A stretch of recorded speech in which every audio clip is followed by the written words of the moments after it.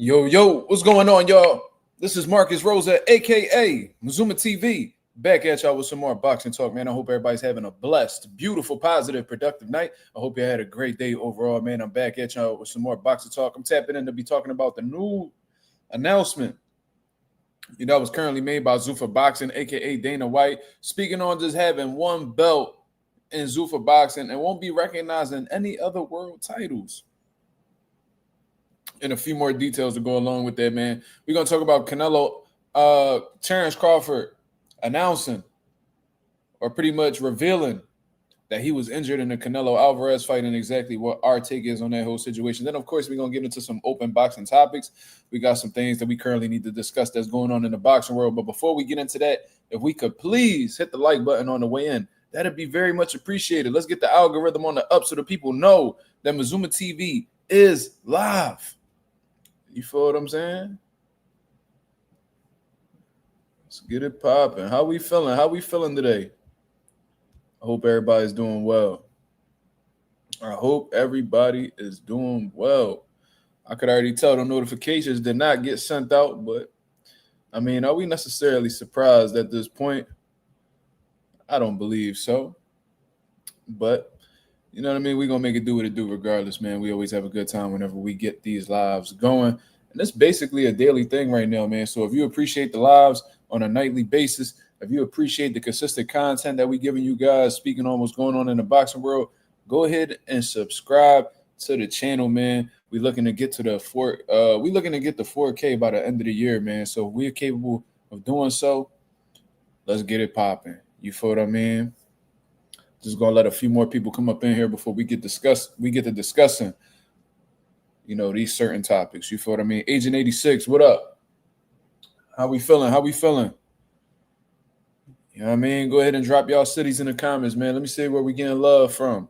Let's see where we getting love from, man. We got it on subscriber only mode right now. So if you are not a sub, we don't really give a fuck about what you gotta say. You feel what I'm saying? He says, salute the Mark and the nation. Absolutely. I feel you, my brother. I had a solid day. You feel what I mean? I lost my wallet at the beginning of the day, man. I'm like, yo, where the fuck is my wallet? So I was pretty much down in the dumps. I'm like, damn, losing your wallet really the worst thing, because then you got to go get yourself a new license. You know what I mean? I got my gun permit in my wallet, all my different credit cards, all my different bank accounts. You know what I mean? I don't carry cash, thank God, but I mean, I had like codes in there from my job, and I'm like, fuck. But fortunately, it was at the gym, and I just left it behind. So, yeah, I'm very happy about that.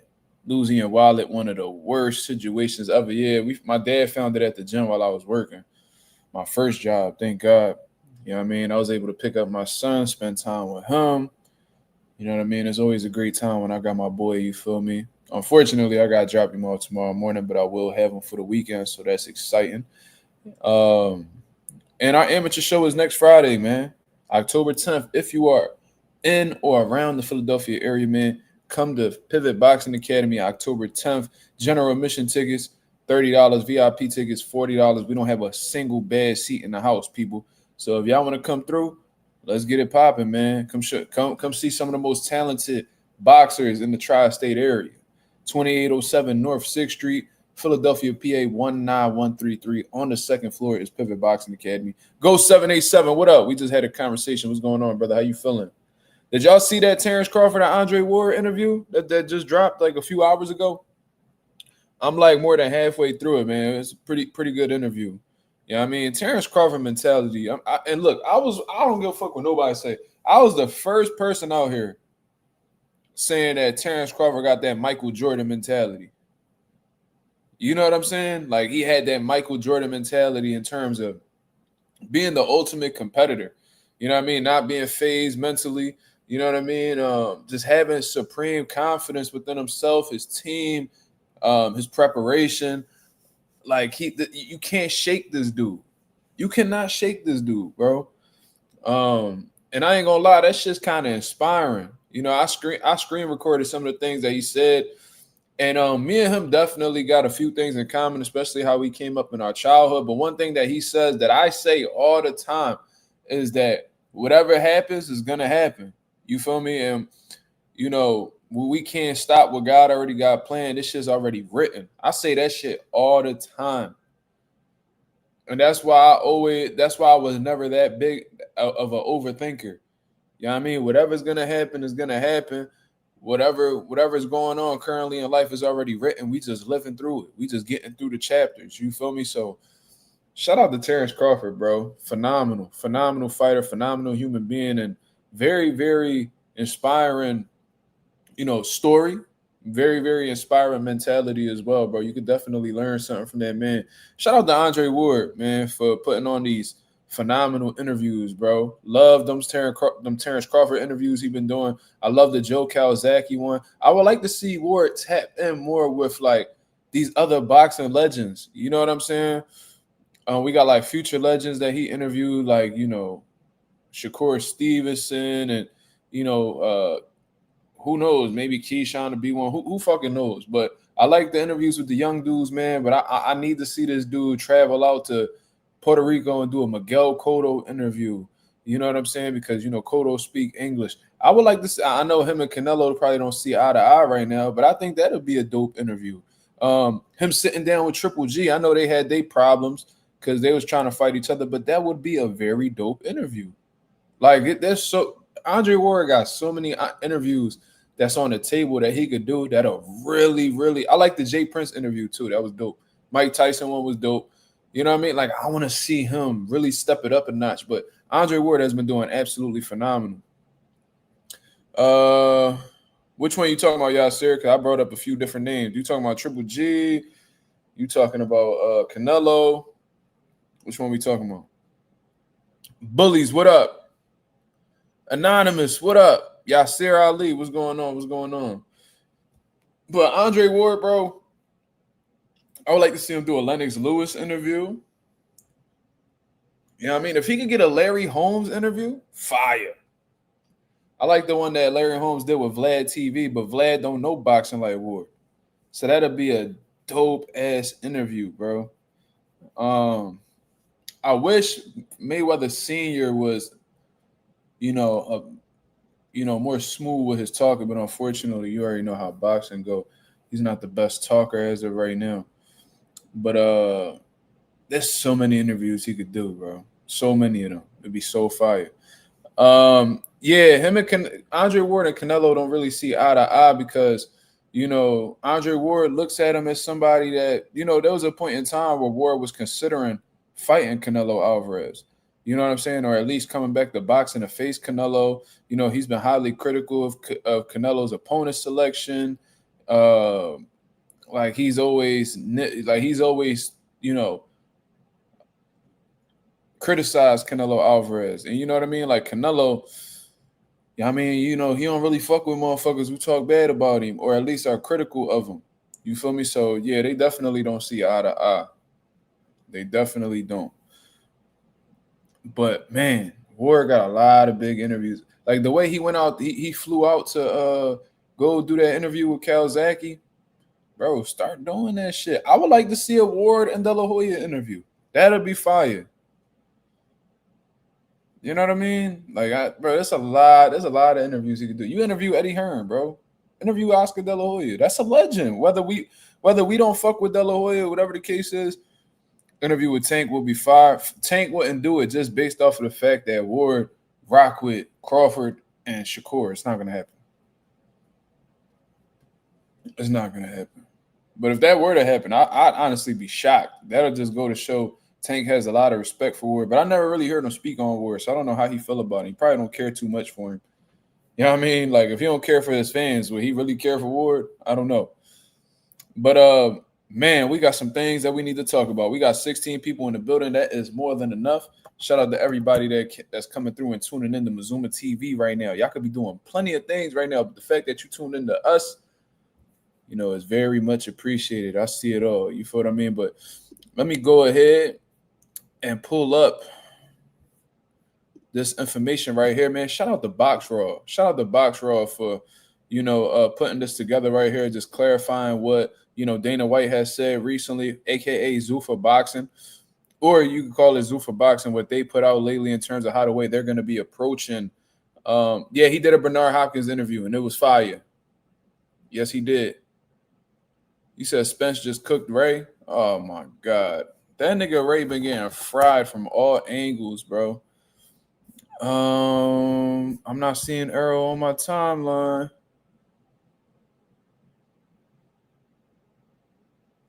Let me see. Yo, that nigga on Twitter, his name Bare Minimum Boy at Here for Boxing. That nigga is hilarious. I don't know what it is, but he genuinely makes me laugh.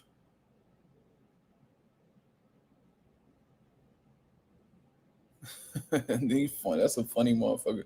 But let me see what Errol Spence had to say before we start cooking on the main topic. Errol Spence.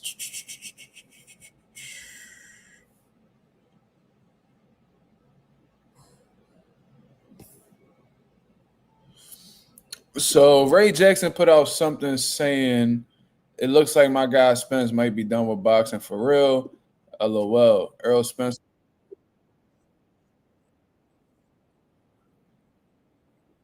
So yo, I actually seen this shit. Let me go ahead and share this shit for the people to see, bro. I don't want to leave y'all.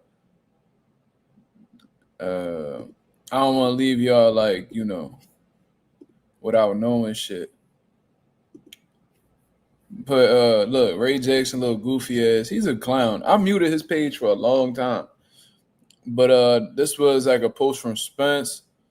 You know what I mean? He on vacation. He not necessarily worried about fighting right now. And Ray Jackson responds to it and says, it looks like my guy Spence might be done with boxing for real. Errol Spence responds with a video. The fuck up. I ain't gonna get on TV. This is Brandon Glanton and Marcus Brown, by the way. That shit has been very fucking heated. I don't know what's going on. But this shit right here is hilarious because the way that this fucking paper ball hit Glanton in the face and how he barely reacted was so fucking funny to me. I don't know why. Man, what the fuck up? I ain't gonna get on TV. You don't know me. What? Man, what the fuck up? I ain't gonna get on TV. You don't know me. What? That fucking paper ball straight bopped him in his fucking head. Oh my god, that shit is fucking hilarious, bro. I'm sorry. So I guess that's Errol Spence's response. And yeah, y'all don't, Ray don't know him, so he shouldn't be making these assumptions if he don't know. You just gotta wait to see if any announcements get made. And I think that I think Spence is the type dude that even though he's playing it low key now, I feel like if he were to retire, I think he would have announced it by now. I think that he's just taking his time. He's not really in a rush to come back. And look, man, Errol done been through some shit. You know what I mean? The car, let's not act like alcohol don't do damage to the body. Abusing alcohol, car accidents, from what I heard, multiple car accidents, retina surgeries and all types of shit like that, brutal beatings from Terrence Crawford. It's like a lot of that shit, bro. You need to slow down. You need to slow down because, you got to worry about your health after boxing, and I don't think Errol, in all honesty, even though he a dog, he, tough dude, I don't think that he really wants to take any more damage than that. You know what I mean? He want to give his body some time to heal. You know what I mean? He don't want to, rush back into a fight, take more damage, and now his career is completely down the drain, and so is his health. You know what I mean? So, I ain't really pressing Errol Spence for a fight. If he don't come back to boxing, then he had a great career. And if he does come back to boxing, I wish him the best of luck. I fuck with Errol. You feel me? But anyways, I want to speak about this Zuffa Boxing situation, man. This ain't about Tank or, anybody that these fanboys want to talk about. So, of course, this ain't going to get the biggest views. That's okay. You know what I mean? Y'all know I ain't never been too big on the views. But let me go ahead and share this right here, man. Shout out to BoxRaw for relaying this information to the people. I do feel like this is very important because this is going to affect the world of boxing at the end of the day. And one thing that we could say about boxing, they call it the Wild Wild West. And one of the reasons why they tend to call it the Wild Wild West is because there really ain't no rules out this motherfucker, man. It really ain't no structure out here. It's everybody for themselves and, may the best man win type situation. And that goes for fighters. That also goes for promoters. You know what I mean? And, Zuffa Boxing, especially since Turkey Al-Sheikh and Dana White been, collabing and making these, situations come together.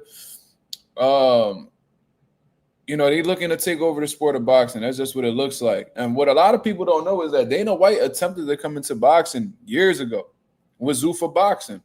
He attempted to come through. He's seen how boxing ain't really had no structure and how he's not going to be able to really monopolize it or take it over. So he walked away from it. You know what I'm saying? But now that he has Turki Al-Sheikh, somebody who has access to a shit ton of money, and the political relationship that he has with Donald Trump, he's looking to combine both of those things in order to attempt, in order to take a second attempt to take over, or at least try to take over the sport of boxing. Why is Donald Trump, a key figure to have in this situation? Because if you have somebody like Donald Trump on your side, you could get some laws to change. And one of the things that he's been looking to modify in terms of laws is the Muhammad Ali Act. You know what I mean? We already done seen that. We already done spoke on what the Muhammad Ali Act does. The Muhammad Ali Act, gives transparency to fighters. You know what I mean? Where they're able to see what the events are making. They pretty much not left in the dark. They're not left in the dark, and it gives them, less room to get finessed. You feel what I'm saying? And it helps fighters in a multitude of ways. And Dana White is a snake ass businessman. And one thing that he's always done in the UFC is underpay fighters. I guess you could say undervalue fighters and put the money before the well-being of these fighters. He want to keep them hungry so he could continue to have them fighting. And that's why these guys don't really hang up they gloves with solid funds. So they have to end up fighting Jake Paul in order to get a career high payday and go about their life. Tyron Woodley, Ben Askren, Nate Diaz, Anderson Silva. The list goes on and on and on and on. So not to dwell too much on what Dana White does in the UFC, what I'm trying to say is Dana White is trying to, do the same thing in the sport of boxing. Now, Box Raw highlights some key things that Dana White have revealed about the plans with Zuffa Boxing. And one of the things that it said was it will have its own belts. Now, that is not necessarily a surprise because that's something that Dana White does in the UFC. They have their own belts. They have an interim belt. They have a world title. Only 2 per weight class. So, of course, he's looking to do the same thing. He's trying to run a similar model in boxing to what he does in the UFC. One thing that they will not do in Zuffa Boxing, according to Dana White, is that it will not recognize other sanctioning bodies. So, fuck the WBC, the WBA, the WBO, the IBF. Or if you want to include the IBO, you know what I mean? Ain't none of them belts going to be acknowledged by Zuffa Boxing. Now, this is something that we could have seen coming from a mile away, to be honest with you, because I remember when Canelo had asked if he could bring his belts on the stage. I don't know. I think it was for the William Skull fight, and Turki Al-Sheikh said no. So this is something that they've been plotting on for a while now, and I think that with Zuffa Boxing, that's where they're going to be standing on business at. You know what I mean? And Turki Al-Sheikh, he spoke out against the sanctioning bodies before, pretty much not really caring too much for them. And when he seen the backlash that he received from boxing fans as a result of trying to go against these sanctioning bodies, then he pretty much switched up his tune. If you know, you know. But with Zuffa Boxing, Dana White, who really don't give a fuck about what people got to say for real, is saying that they're not recognizing any other sanctioning bodies except their own. It says they will only recognize the Ring Magazine rankings. So I do find it a bit ironic, right? So I don't know if the Ring Magazine belt is going to be the official belt of Zuffa Boxing. Are they going to have their own belt with Zuffa Boxing? I don't know. But I'm assuming since they're using Ring Magazine rankings and, Turki Al-Sheikh owning the Ring Magazine, I think the Ring Magazine belt will be the official belt of Zuffa Boxing. That's just me. I don't know if they clarified that or whatever the case is, but it'd be weird if Zuffa Boxing had their own belt, but they used the Ring Magazine rankings in order to establish who's going to be a champion under their company. Like, that's weird. So y'all going to use the Ring Magazine rankings, but y'all going to have different belts to represent the people that's on those rankings. I don't know. Super weird. But that's what they're saying. So obviously Zuffa Boxing, Turkey Al-Sheikh, Dana White, they just signed a deal with Paramount Plus, so that's where their fights will be streamed, and they will be planning to do 12 cards in 2026. Now, a lot of people, feel their ways about this whole situation, man. And I'm gonna speak on a few things with this. You know what I mean? Now, I think one of the biggest things that fans have been clamoring for in the sport of boxing, like one of the wishes that people, pretty much are requesting for the sport of boxing is to have some type of structure. You know what I mean? There's people that come out and say that, we wish that we only had one world title per weight class, and pretty much, these guys should, be facing each other, and just different shit like that. There's so many different things that boxing fans want out of boxing. And a lot of the time when the dysfunction really, whenever something dysfunctional happens in boxing, people be like, yeah, man, at least with Dana White, we get the fights that we want to see. Yeah, Dana White, if these guys don't want to fight each other, he'll take the belt from them. Yeah. They constantly making the best fight the best. So now that they're trying to do something like this in the sport of boxing, those same fans are pushing back because they're not necessarily liking what Dana White's attempting to bring to the table. Me personally, I don't mind Dana White company having its own belts. What bothers me is that they're not going to be recognizing the other sanctioning bodies. That bothers me in all honesty. You know what I mean? I don't really like that at all, because when you're trying to disregard the other sanctioning bodies, you're pretty much trying to disregard history.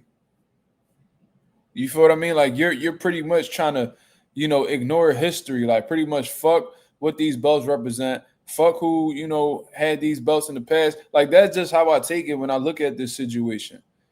There's nothing wrong with trying to be, trendsetters or, trying to be innovative or whatever the case is. I'm for that. You know what I mean? If y'all want to look for some type of originality or something that y'all do to just make y'all stand out amongst the other, networks and promoters, that's cool. But to disregard, other sanctioning bodies as if they're meaningless or worthless or whatever, that's absolutely insane. We see some of the greatest fighters of all time had that WBC title. We seen all-time greats hold them WBA, them IBF, you know what I mean? Them WBO titles. You feel what I mean? And regardless of what Zuffa Boxing may be attempting to do in the sport of boxing, one thing they can never do is discredit those titles, because that's what ultimately represents who's the greatest in boxing. That's what determines, getting those world titles, especially if you become undisputed, that's what determines whether you'll be one of the greatest fighters of your era. Like having those titles, is synonymous with being legendary, in my opinion. You know what I mean? So I have a big problem with that. So I don't really understand why they're going to be doing that. And I also have another question, right? So not everybody's going to sign with Zuffa Boxing. That's just the reality, right? There's going to be people that's going to be on this side of the street. They're going to be down here. They're going to be rocking with Matchroom. They're going to be rocking with Queensberry. They're going to be rocking with Al Heyman, PBC, Top Rank. There's people that's gonna be scattered all over the place, and amongst these different areas are gonna be some of the best fighters in the world, right? So I'm assuming that if you're not signed with Zuffa Boxing, they're not really gonna give you an opportunity to fight on their card, or that's what I heard. You know what I mean? So let me actually look into this real quick. I did see a few tweets. Let me go ahead and pull that up, because I don't know if every question was necessarily answered. Shit. All right, let me go ahead and pull this up, because I've definitely got some questions, man. Let's see.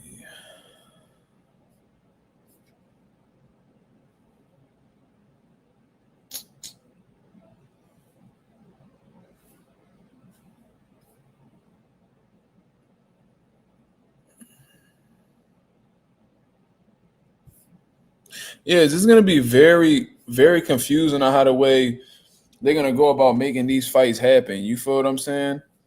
Hold on. My boy Rouse says he's disregarding the boxing history behind the sanctioning bodies and belts. Absolutely. You disregarding boxing history when you decide to do that. And that's going to rub a lot of fans the wrong way. And that's the thing. If you're signing guys who, aren't top tier, let's say they like B, C level fighters that you're signing, right? What if, the other talent that's in the Ring Magazine rankings, what if, bro, I just got a million questions. So it's like, you're going to be using the Ring Magazine to establish your rankings, right? But I'm assuming that you're going to base your rankings off of guys that are signed to Zuffa Boxing. So are you going to have people outside of Zuffa Boxing that's going to be in your Ring Magazine rankings? Like, I don't know, bro. This shit is very confusing. I ain't going to lie to you. Very, very confusing. Agent 86 says Dana White think his Zuffa title is going to hold more weight than the other 4 major titles. Yeah, he's going to run into a brick wall with that because, you know what I mean? He's going to have a hard time because it takes time to really make a title, like a well-renowned, well-respected title. Like, people not going to just hold that Zuffa boxing belt up high because, Turkey Al-Sheikh, was involved. You know what I mean? That's just not how that shit works, man. What makes a title great is the history that title carries.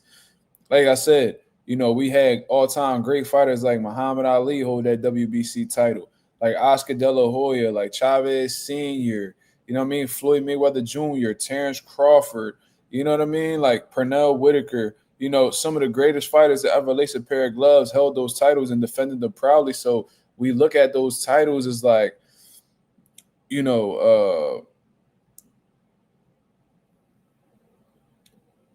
how can I say this?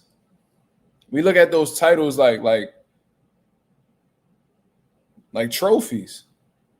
You know what I mean? Trophies that we really hold dear to our heart as boxing fans. So, you know what I mean? To disregard that is like, bro, you pretty much disregarding the people that held those titles high and proud, throughout their careers, who really paved the way for this current era of boxers. I really don't understand that shit. He says, Live Quality Sports says, plus I like the multiple different world titles. To me, if Zuffa has one belt, that sucks to me because I like seeing other world champions fight each other unifications. Zuffa not going to have that at all. They probably going to carry it. Look at titles like Glory, Marlon. Yeah, that's definitely the right wording. You said it better than me. But yeah, I do think that it is something. I do think it is exciting to see like 4 major titles, then having 4 different fighters have 4 major titles, and then them going up against each other until there's one man left. I find that to be very intriguing. I just feel like, when there's only one champion, an interim champion, and then the rest of the division is just contenders, it's like these guys can only, I don't know. I do like the idea of having 4 major titles, and then, at the end of the day, putting fights together that's going to create just one champion. I do like that. You feel what I mean? Bella Face says, I'm happy with one belt. These sanctioning bodies have been able to pick and choose when mandatories get activated, and the contender rankings don't make much sense. Now, that's definitely a great point, Bella, because like I said, I do think that these rankings can be paid for. Like, I always, whenever I see like, let's say like the IBF has like a ranking of like the first 2 spots are vacant, and then they got 3rd through 15 already filled in. It's like, you would think logically that the number 3 guy will move up to number 1 and everybody will just move up 2 slots. But, for some reason that just don't make sense to them. So that always made me feel like, that's a for sale sign. That's what I always looked at whenever I seen like, vacant slots on rankings. I was like, oh, that's for sale. They just trying to sell that to the highest bidder. You feel what I mean? Because if you pay for that slot, you could possibly fight for a world title, in a short amount of time. So they'll put up however much that shit is for, if they can make their money back in a world title fight. You feel what I mean? So I don't know. That's a great point, though. These ranking systems are rigged, in my opinion. And they definitely do pick and choose when mandatories get activated. So that's a great point. Let me see. My boy Anonymous says, I don't think the one belt works unless you have a small roster like the UFC, because sometimes the champs like the BS and hold up the division. Facts. It's another great point. Let me see. The best fighter they have signed is Callum Walsh. Callum Walsh didn't really impress me that much with Fernando Vargas Jr. I ain't gonna lie. Like Fernando Vargas, I mean, he beat him, but at the same time, it was like I don't know. Like I didn't really look at his performance. It was like, oh shit, this dude Callum, he's like a problem at 154. Like I ain't the least bit worried about Callum Walsh being at 54, especially amongst the other guys. I don't think he beat any of them elite guys based off of what I've seen. Maybe it was just a shaky performance, but I wasn't really feeling Callum Walsh and what he was doing. It kind of like you could tell he was strong and shit like that, but skills didn't really look up to par to me. Let me see.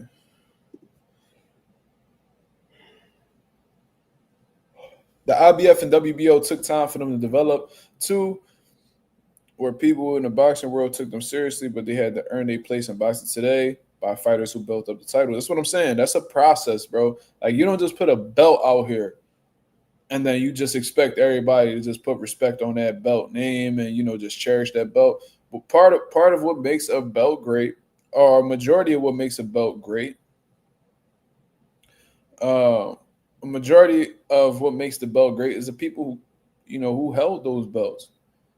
You know what I mean? If you got iconic fighters like Mike Tyson, Muhammad Ali, Floyd Mayweather, you know what I mean? The current iconic people in boxing like, Canelo Alvarez, Terrence Crawford. If you get enough of those people to hold your belts, that's going to bring a different type of light on that title, and it's going to inspire people who's coming up to, get those belts because they seen fighters that they idolized growing up hold that belt. So, you know what I mean? It takes time, and it takes time in order to really establish like a great reputation for a world title, bro. That's just my opinion.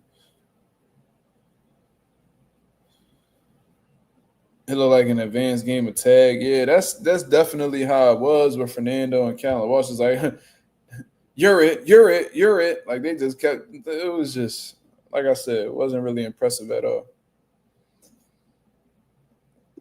He said that's why I consider interim belts more valid because the rankings, like you said, be bought and paid for. Lawrence Okoli and most of the time haven't really beat any serious competition. Ranking number one. Yeah, I also think that who you're with, who you're getting backed by and who's putting money behind your career, I think they could be very influential on how the way you get ranked as well. So Frank Warren, he's a highly respected promoter, in the boxing world. So, if he has a fighter that he's really pushing heavy, that's gonna, the reputation that Frank Warren has is gonna pretty much influence, in my opinion, sanctioning bodies to, put their fighters in position to fight for titles. You feel what I mean? That's just me, though. Let me read this last comment right here. My boy Eugene Pearson says, "I'm ready for a new structure of boxing, bro. There's been too many politics, anyways. What these promoters and fighters like Terrence Crawford career got hindered because of politics. I understand that. I understand that fighters' careers done got hindered because of politics and stuff like that. But at the same time, this structure that they currently, trying to instill in boxing is, for one, it's gonna hurt fighters in reality. You know what I mean? Especially when they fighting at a high level and they making millions of dollars. That Muhammad Ali act, if they try to modify it, a certain, like in a negative way, it could really prevent fighters from being at the negotiation tables. It's pretty much gonna put them in a position where they're gonna be getting fucked over, and there's nothing they can really do about it because no law protects them. You know what I mean? Not giving fighters any level of transparency going into a fight that they may be generating millions of dollars for, that just doesn't sit right with me, in my opinion. If they're out there risking their lives and damaging their health to entertain other people, the least you could do is be transparent about, how much they're gonna, how much the event is making, how much they can make, and things of that nature. So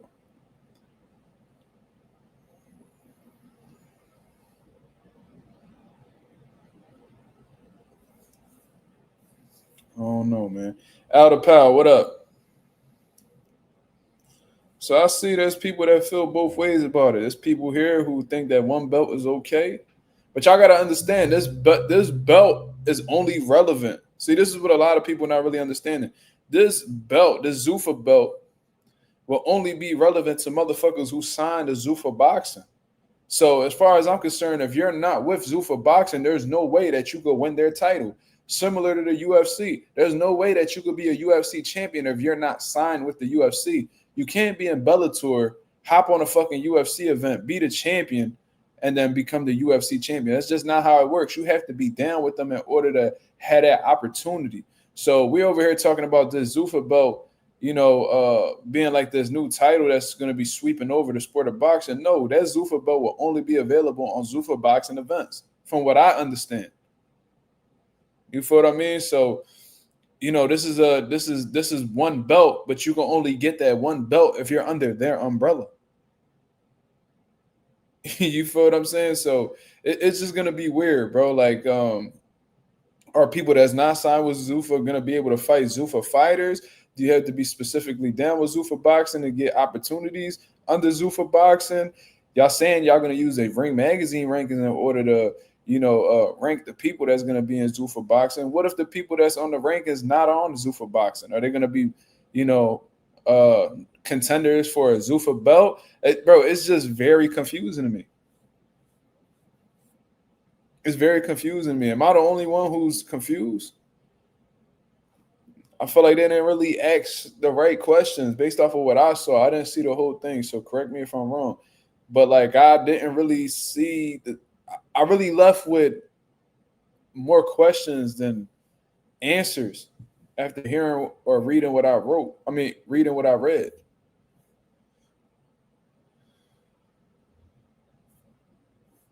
They signed Vito Milnicki to Zuffa Boxing. That's hilarious. That's exactly who would go over there. Oh, okay. So Dana White confirms there will be a Zuffa belt and a Ring Magazine belt. So yeah, I was thinking that the Ring Magazine belt would be like the belt for Zuffa Boxing. No, Zuffa's gonna have a separate belt for their league.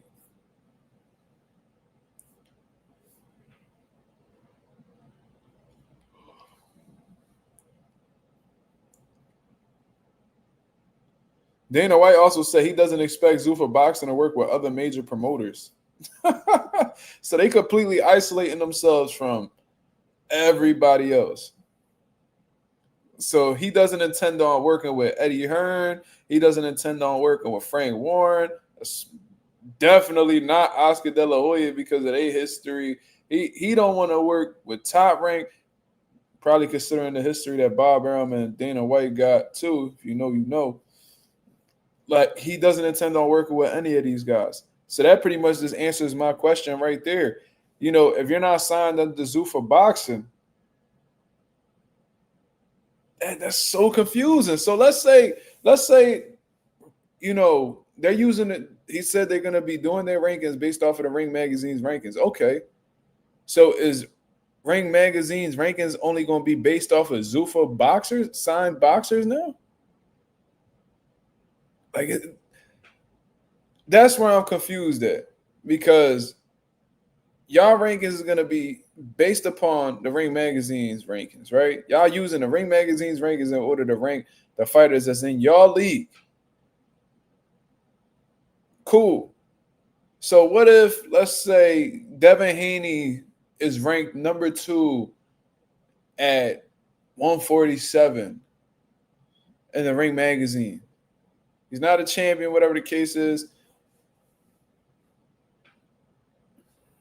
Will he be in line to fight the Zuffa Boxing champion?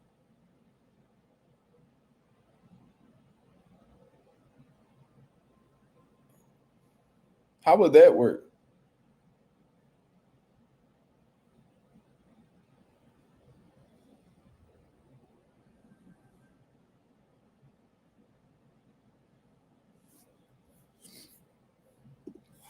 Turkey, to me, it works out. Him and Saudi Arabia just funding fights and making their own cards are no problem. But I think that's where they should stay once they allow an entity and influence grows.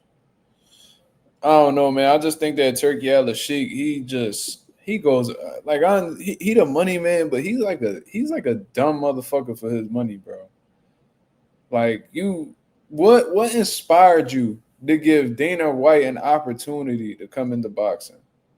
What was it about Dana White that made you feel like he was good for boxing, considering the shit that he does within his own company? And that just lets me know that Turkey don't give a fuck about these fighters, because Dana White has a serious reputation for fucking fighters over with, finances and shit.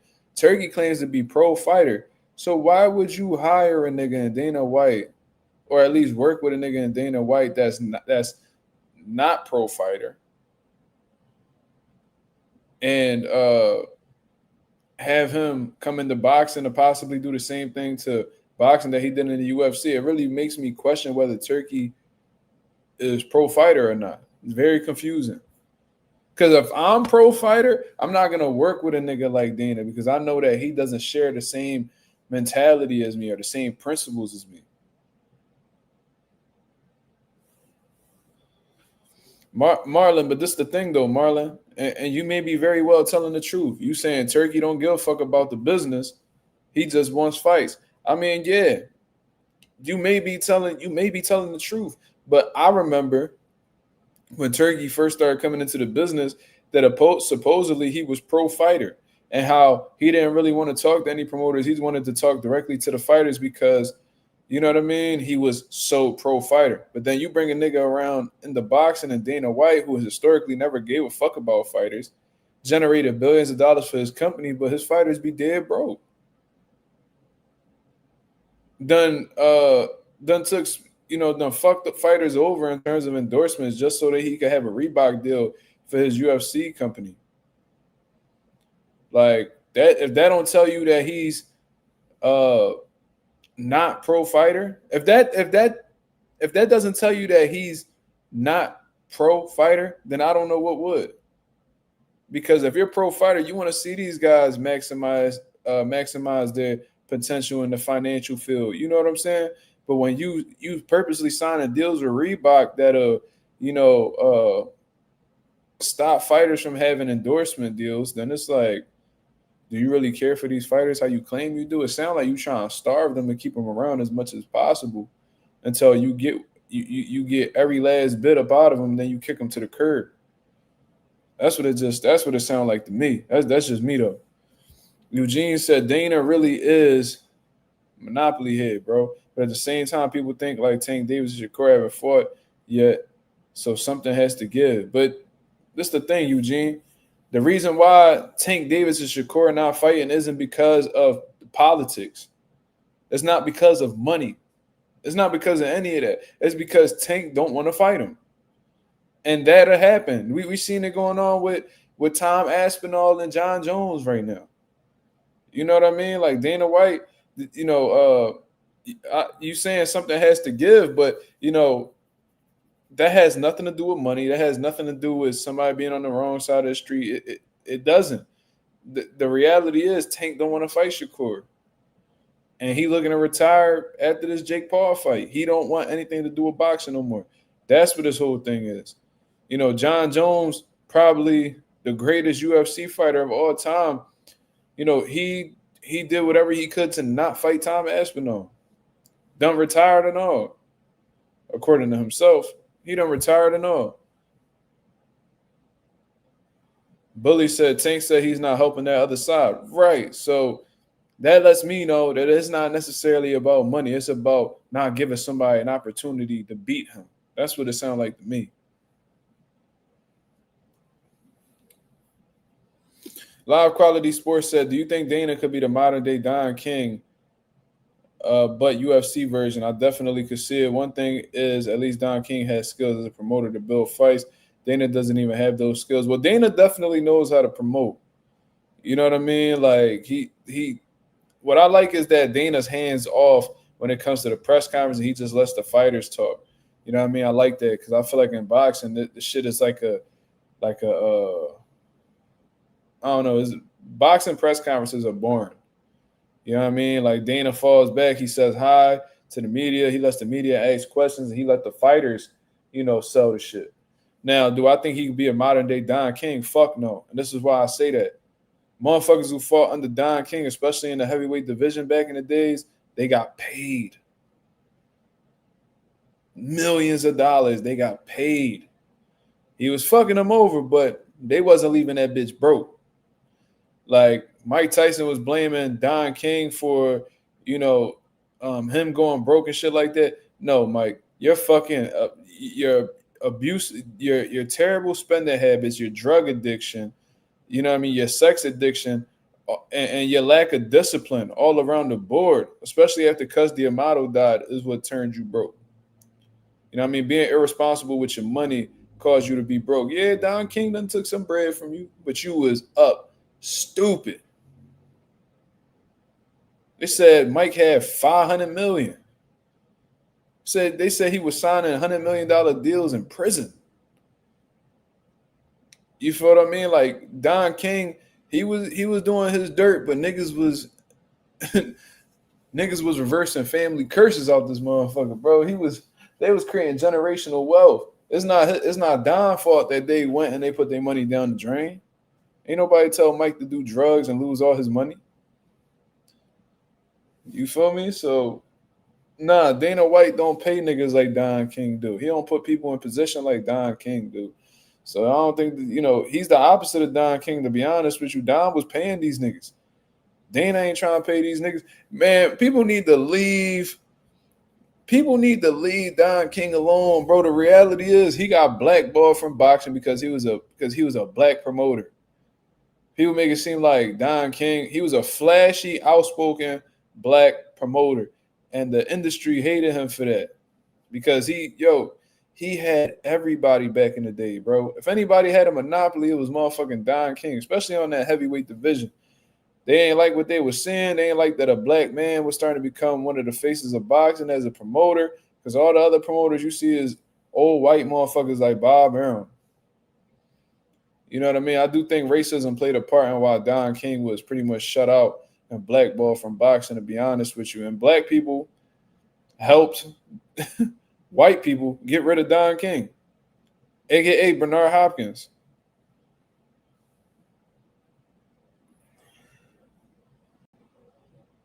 Don King was the man, bro. He was the man. Definitely had some snakish ways, but all these promoters snakes. You feel me? Like they'll tell you Don King bad, but then they fuck with Bob Arum. Bob Arum just as crooked as motherfucking Don King.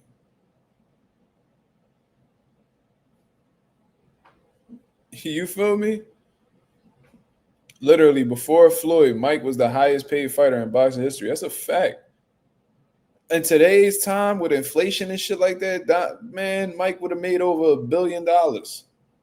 If you're making $500 million in the 80s, like altogether 80s, 90s, early 2000s, imagine what that type of money would translate to today. Mike would have been boxing's first billionaire, cuz. But people don't want to talk about the good that Don King did. You feel what I mean? Like, how about why don't these motherfuckers ever talk about, Bob Arum being investigated by the FBI for rigging fights? Why they ain't talk about, people suing, fighters suing, Bob Arum for racism and, and things of that nature? Don't nobody ever talk about that. I think he even got it. I think he was again investigated by the FBI for like embezzlement and all types of shit. I could be wrong, so I'm gonna say allegedly, but I remember he was being investigated.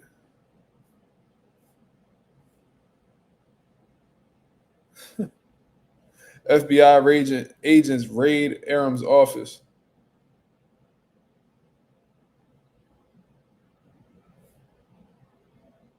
Saying De La Hoya Mosley might have been rigged.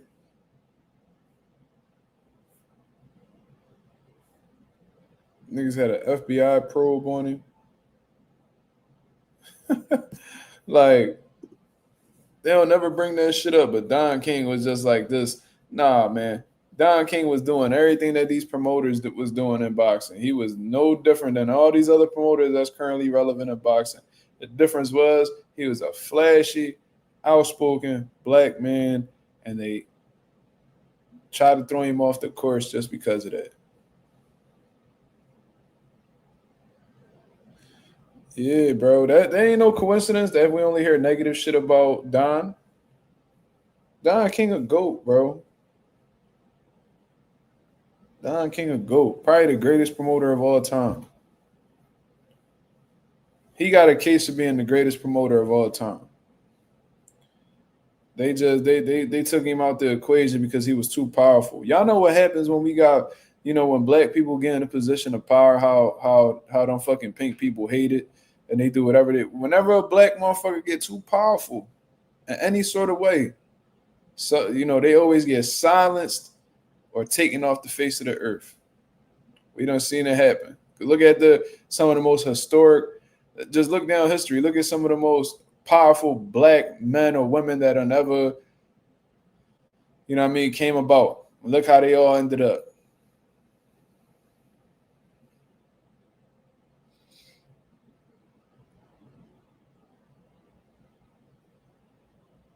Nigga, Don King, see, Eugene, this what happened. So Larry Holmes was pretty much retired. Right? Don King, I heard, came to his crib. I could be wrong, but I think Larry Holmes said this on the interview. Don King came to his crib and was begging him to fight Mike. And Larry was like, nah, I'm done, man. Like, I'm done. They said nigga Don King smacked $1 million on the table. $1 million cash. It was like, nigga, I need you to fight Mike. And he was like, all right, bet. Shit, I guess that's just what we doing. But niggas don't tell you about that type of shit. Niggas don't tell you about that type of shit because, you know what I mean? Money definitely talk. Money definitely talk. Whenever you hear a fighter say, oh, Don King robbed me. Okay, how much you made with Don King? Oh, I made 50 million. I made 100 million. All right, well, where's that at? All right, then. Shut the fuck up.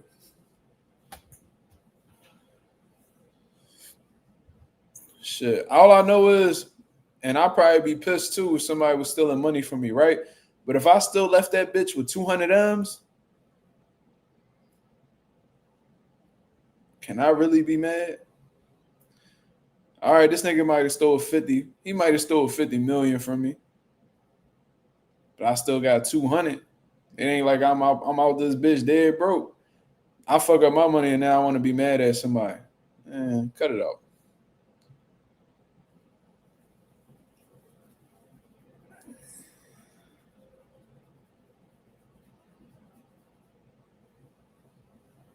Yeah, bro. Now I'll tell you this. Tito Trinidad, one of my favorite fighters of all time. He was with Don King. Never heard about Don King robbing Tito Trinidad. Tito Trinidad, they say he made about $80 million in his career. Lost about 80 million. I think he made about $80 million in his career. So in today's era, he probably would have made about double that. He would have been $100 million fighter back in the day. Like in today's time, he'd be $100 million fighter. Tito's very well off. Trinidad loved Don King. Shit. Of course he did. Don King was getting paid. Don King was cashing these niggas out. I'm telling you. But one thing about Don, he made sure he got paid too.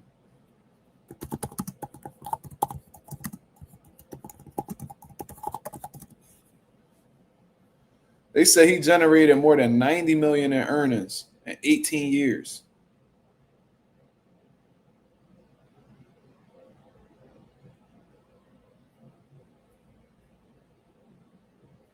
$90 million.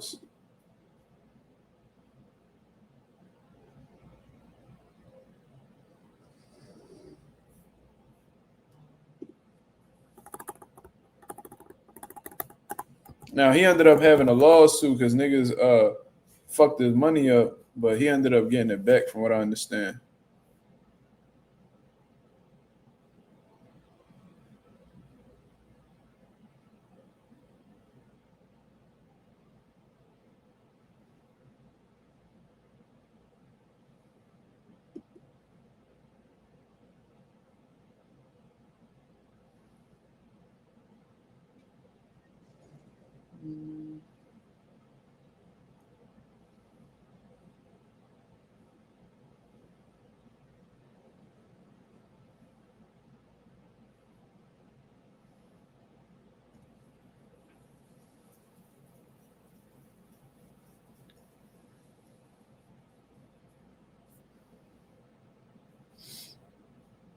But anyways, let me see. That would be like trying to tell you, Mike would have been a billionaire in today's times, bro. He'd have been a billionaire. Let me see. It's kind of hypocritical. We always in boxing have forces. Wait, what? It's kind of hypocritical. We always had forces in boxing that took advantage before Don King. It was the mob. I can't believe Don King was nearly as bad as the mob, the control they had. What I'm trying to tell you is all these promoters, and this ain't me saying that Don King was a saint because he wasn't. But what I'm telling you is that all these promoters had the same objective. They all do the same shit. You feel what I'm saying? So the reason why, what I'm telling you is the reason why it's emphasized on Don King was because he wasn't a pink person. You feel me? Like he was a flamboyant, flashy, outspoken black man, and the supremacists that were in boxing didn't like the fact that Don King had that much power. So what they did was they tainted his reputation to ultimately get him away from the top spot in boxing. That's what I'm telling you. And I believe that with all my heart. And other black men contributed to his downfall. It be your own people. Bernard Hopkins could have really just minded his fucking business. You know what I mean? Like he could have, I ain't never seen him shit on any other promoters for doing snake shit. All these promoters done got caught up doing snake shit. If you get investigated by the FBI, you partaking in some type of bullshit. Trust me. If the FBI looking for you, is because the block hot, nigga. They don't jump out unless it's something crazy. So they raiding your offices, and you know they on to you with rigging the Mosley De La Hoya fight. You know, there's smoke, there's fire.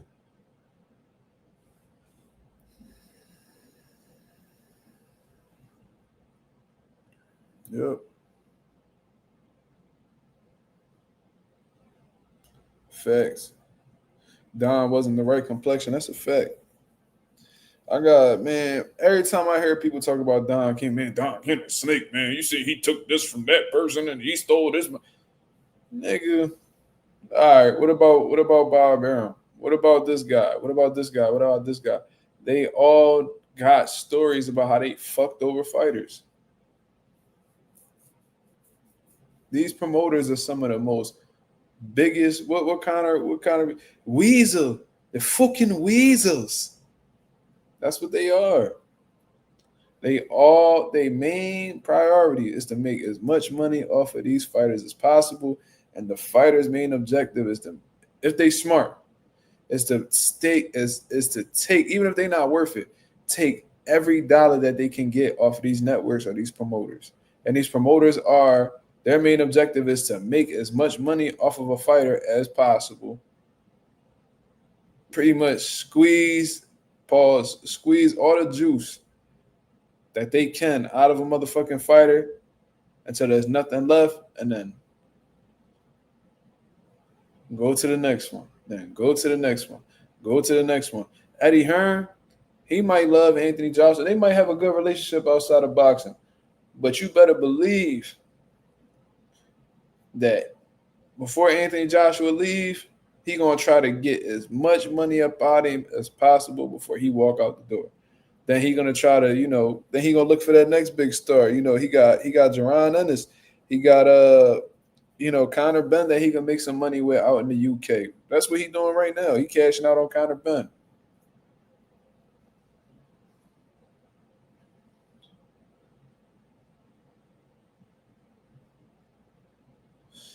Yeah, bro. They become who they despise, Ralph. He says it's hypocritical from Beehive because didn't they say Oscar would underpay dudes to keep them hungry, or Beehive work with Oscar? Facts. They doing it together. They partners. He got a percentage of Golden Boy, bro. So that same shit.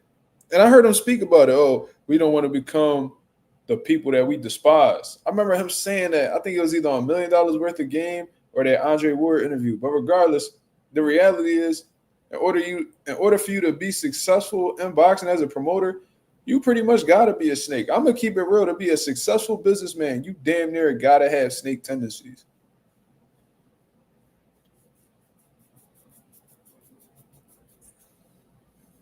Some of the best businessmen we know got some snake tendencies. You know, with Mark Zuckerberg, they say he stole this idea from that person, and what's this motherfucker name? He passed away from Apple. Steve Jobs, they say he stole people's ideas, and like that's not a coincidence.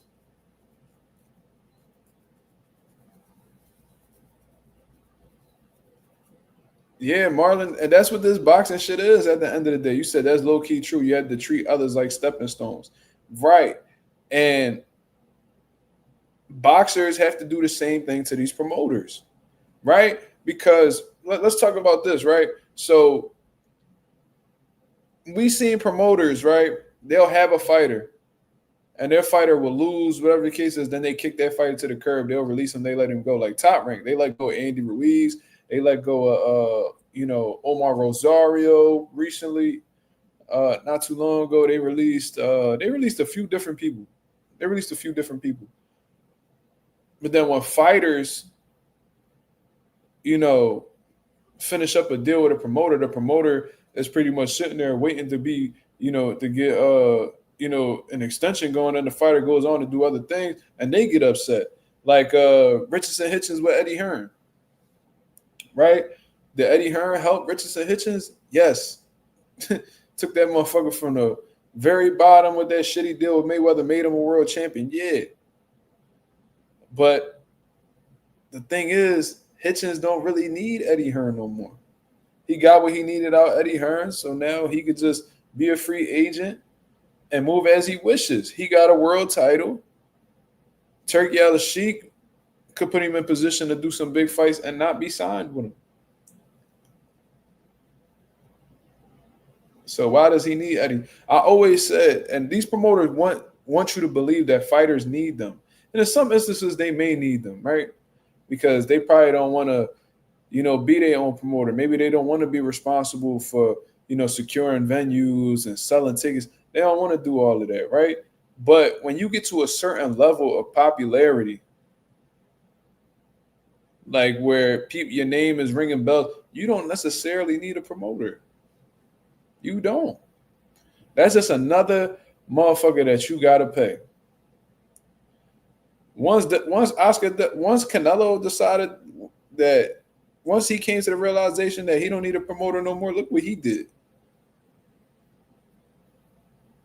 You feel what I'm saying? Look what he did. This man did deals with everybody. This man went over to the zone at Eddie Hearn, ran up a bag over there, went to PBC, ran a bag up over there.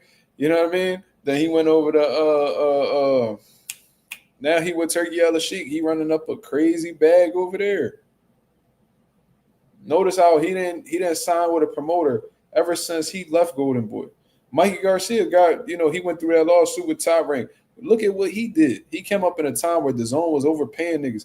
He was getting the bag over at the zone. Then he would go to PBC, run up a bag over there with the Adrian Broner fights, the Errol Spence fights, Robert Easter fights. There was a few different fights that he did over there. I think he even did the Sergey Lipinets fight over there. Then he went over to the zone, and I think his last fight was Sandor Martin. I think that was on the zone. You know what I mean? He ran up a bag with I think that Dejan Zlaticanin fight was a PBC fight too. Like he was going back and forth. He didn't need a promoter. He was an established world champion. But that's what promoters don't want you to know. They want you to feel like what they're doing is, something that a fighter needs, but in reality, they don't. They really don't. For real, boxers can go straight to a network and get some shit popping. And you could do a fight under a promotional company without having to sign with them. But promoters want you to feel like you have to sign with them in order to do business with them. That's bullshit. Floyd Mayweather did hella fights under Golden Boy Promotions. Was never signed with them. They called him a Golden Boy fighter, but he was never signed with him. Bella Faith said Oscar and Bob were complaining about Al Heyman. They called him a snake and a cancer just to copy a lot of his blueprint. When you're black and powerful, they will come after you. That's a fact. That's a fact. And you know what's crazy? The man never even said anything. There's like 4 pictures of Al Heyman on Google right now. But they hated the fact that he was making power moves and didn't need their help. That was what was bothering them. The fact that Al Heyman was busting all these moves and signing all these fighters and never needed them in order to get shit popping. Never had to collab with them, nothing. But then you peep how they went and they did that lawsuit. I heard they lost. And then, you know, all of a sudden, Bob Arum is open to working with PBC. And, you know, Oscar is open to working with PBC. And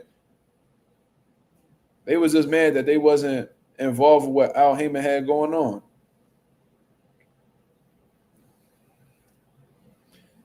Ralph said, and that's another reason. De La Hoya was salty that, you know, Al Heyman took all his fighters. But when you are obsessed with drugs and you don't have your business when you're not overlooking your business and making sure that everything's correct, you know, people can fuck you over like that. So instead of Oscar, you know, looking over his contracts and making sure, you know, these motherfuckers was signed to him, he was playing with his nose, sticking shit in his ass and wearing lingerie. You know what I mean? Sticking, you know, losing bottle caps in his booty. You know, that was the type shit that he was doing. Whole time, Al Heyman and them just using your promotional company to push their fighters. And once they got a position to start their own network, they kicked you to the curb and took everybody except Canelo.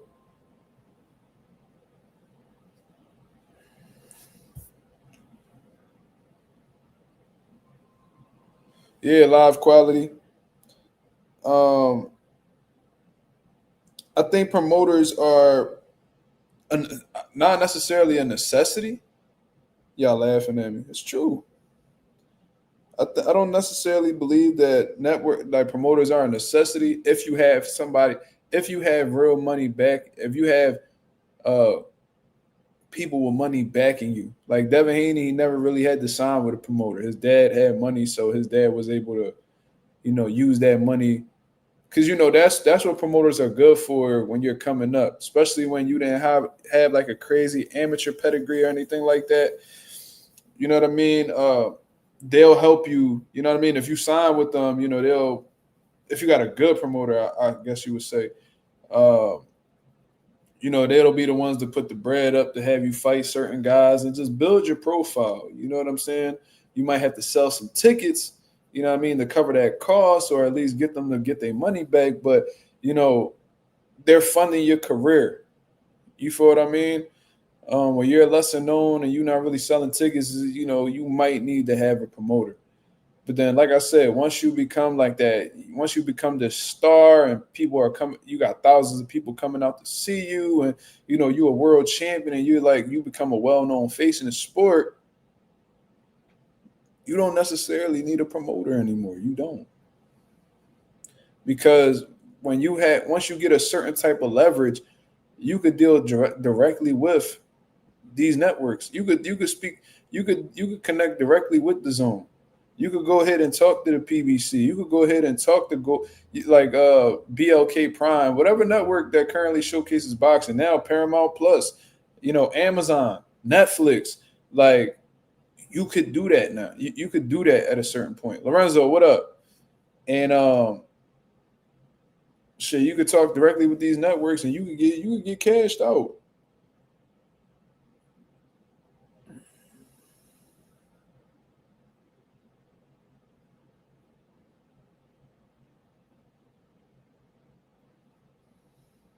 What's going on? We just kicking the shits, bro. This a little slow live today, but it is what it is.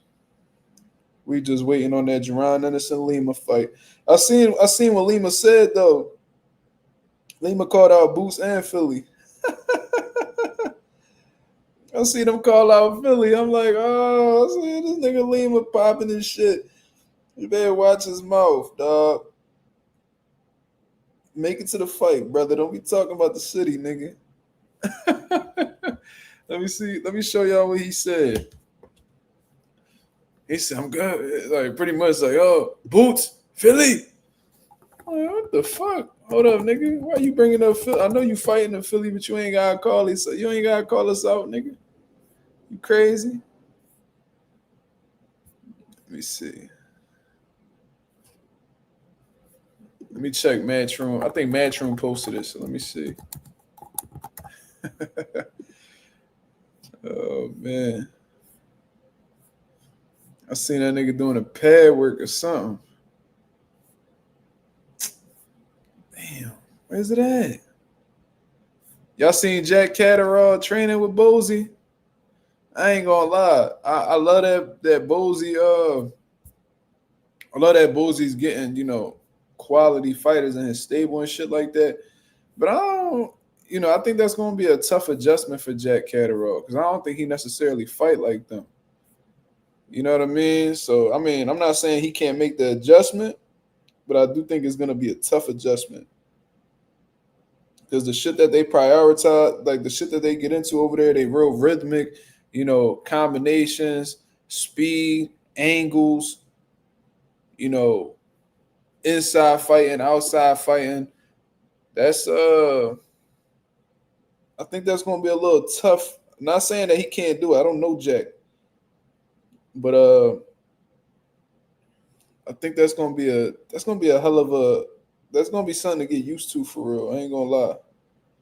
Sound like Eddie Hearn just taking. Wait, ain't Jack Catterall? He with Eddie Hearn, right? Like Eddie Hearn just sunning his fighters over there. You wanna come to Philly? I'm gonna send you to Philly. That's what a true boxing is. Yeah, I think he is with Matchroom. But yeah, man. That nigga name, the fact that Jack Catterall's name is El Gato though is hilarious. Where does nigga get a Spanish nickname from? Where did they even come from, nigga? You from the UK? You from Lancashire, Lancashire, whatever the fuck you from. The fact that his name is El Gato is hilarious. But I know people that already done ran into him. They say he real small. Like he is small 140. I forgot what I was gonna be looking for. Shit.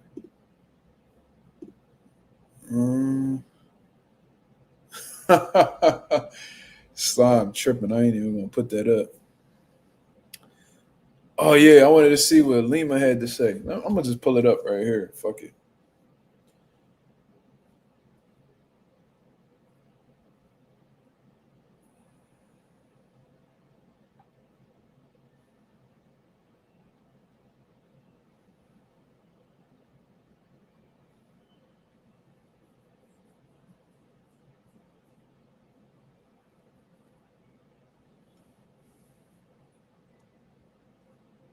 Was it Matchroom that posted it?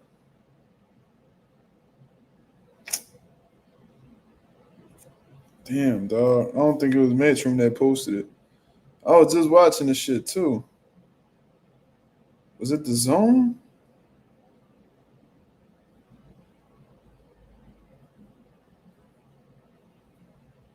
Damn.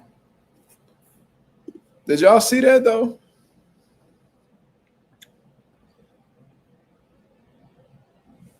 Well, Luis Lima doing the pad work, he was talking crazy.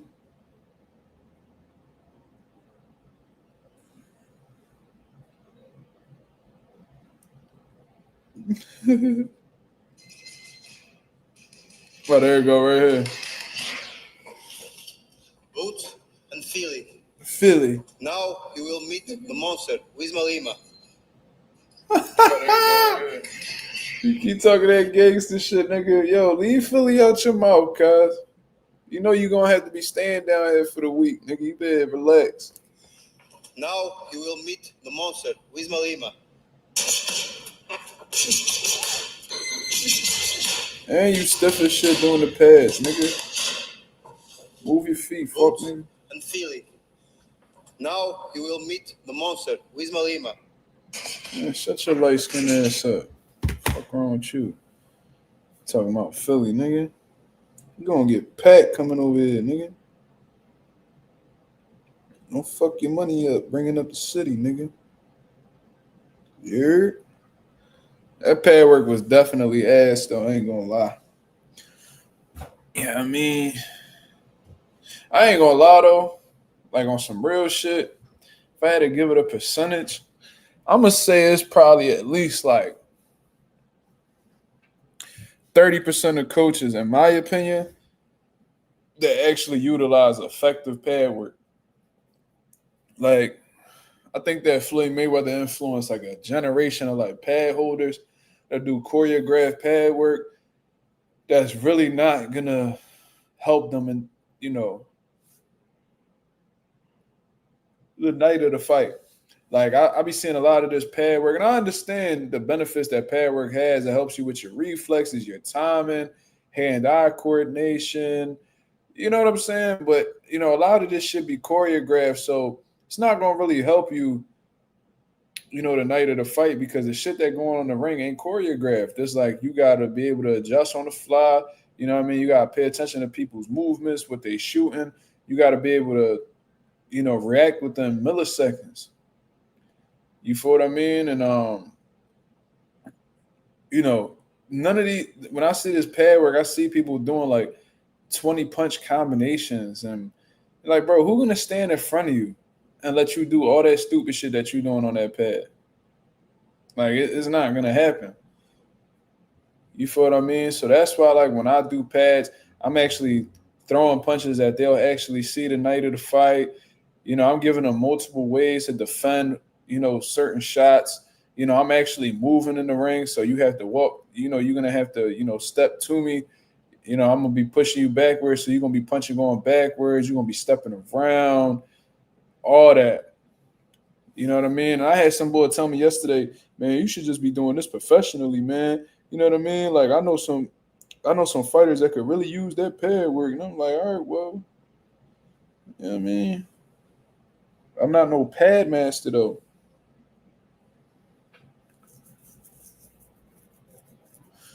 Let me see. This nigga said, Boo's gonna Irish step dance on Lima. What does that mean? What's the Irish step dance? I've never heard of that.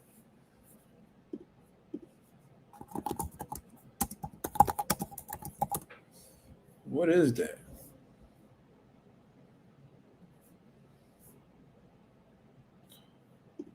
That's something new.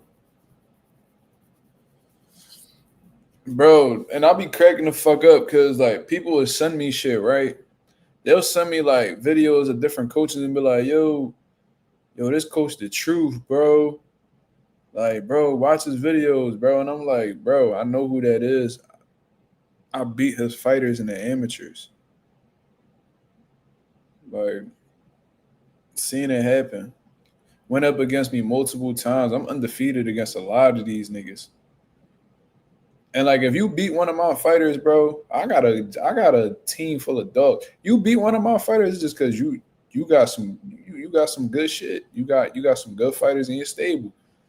You beat my fighters on an even playing field. You's a bad motherfucker, bro. Like, niggas be like, yo, bro, watch his videos. He got some good shit. I'm like, that nigga can't tell me nothing.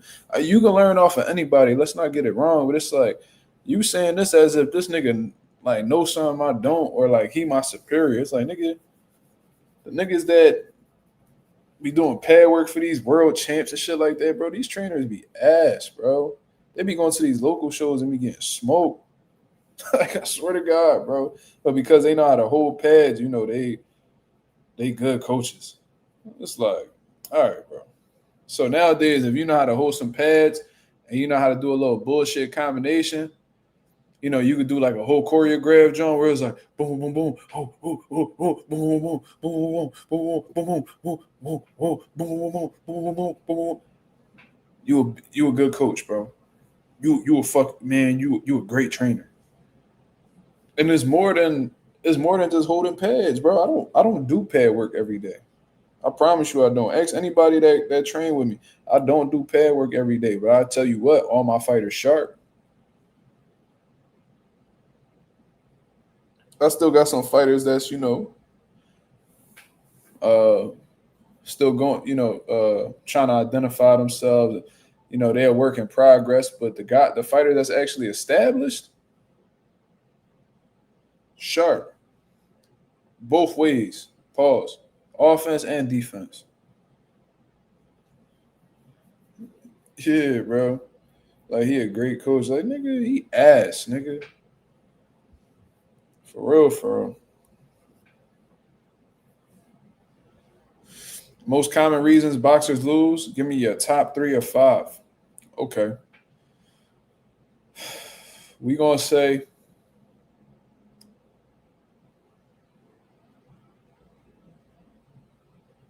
man, it could be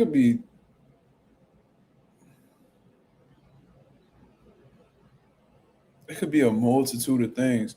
It could be so I'm gonna put these both in the same category. Undertrained or overtrained. Either you not working hard enough or you working too hard. You gotta understand that when you getting ready for a fight, you gotta have a balance. You gotta know when to, you gotta know when to work. You gotta pay attention to your body, and you gotta know when to recover. You feel what I mean? So under and overtraining is definitely a reason. Um, so I'm gonna say that. Number 2, poor matchmaking. You know what I mean? They probably put you in a fight that you wasn't ready for, and they probably overestimated your abilities. The matchmaking does play a part in why somebody may lose. 3, most reasons boxers lose. Uh,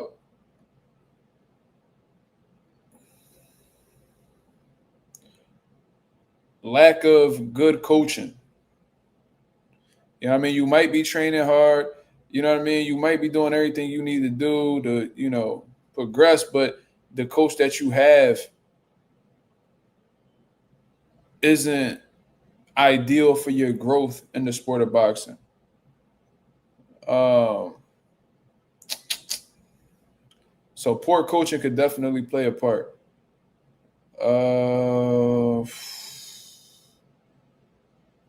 Shit. I'm gonna say this. Hmm.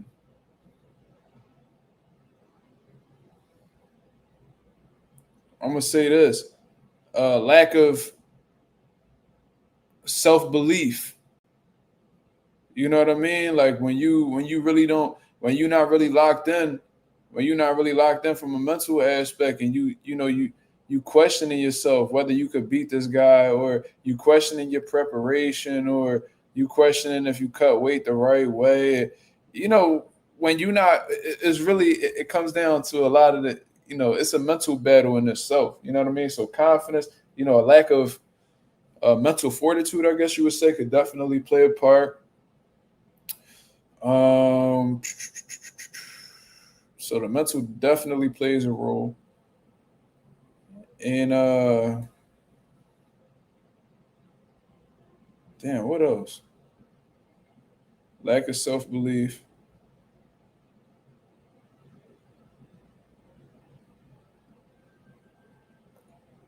Nick J actually puts up a great one. She says the opponent was just better. I mean, that's a possibility too. Maybe you just wasn't the better man that night. The wrong game plan. I think that falls in line with poor coaching. To be honest with you, Yasir says heart. I think that plays into the mental aspect. That lack of self belief. You know what I mean? Because if you fully believe in yourself, that you got some type of heart. You feel what I mean? Um, I could say injuries could be a reason why you lose too.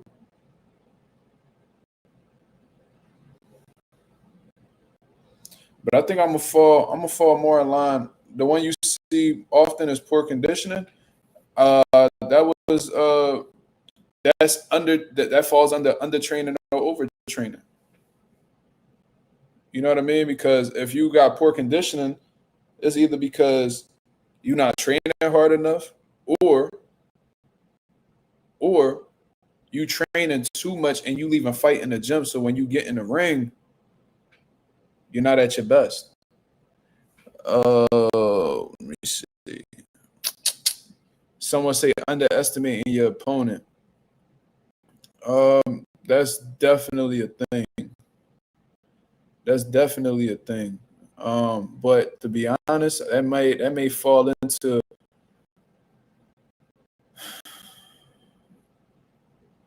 I think respecting your opponent. You know what I mean? I do like Nick J's the opponent was just better. That could be that's a probability.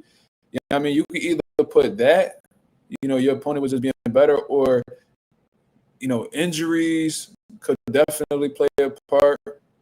That could definitely hinder your opponent. I mean, your chances of winning the fight. And then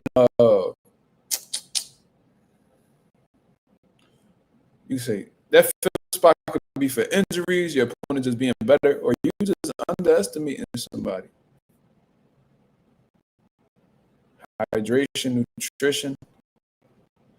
Yeah, that definitely plays a part. That's what I'm saying. That's a tough job, because I could give you like 10 and they could all be equally as important.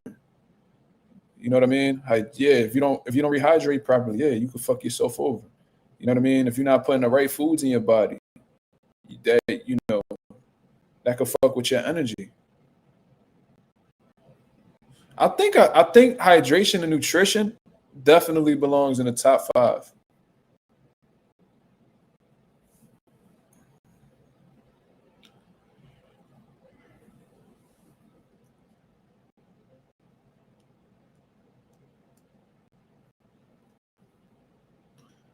Underestimating can fall under underpreparing. True. Because you're not only preparing your physical, you're preparing your mind. That's a fact.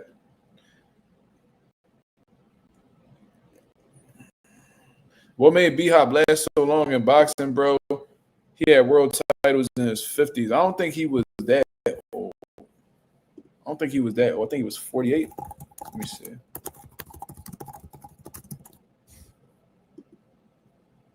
Uh, 49.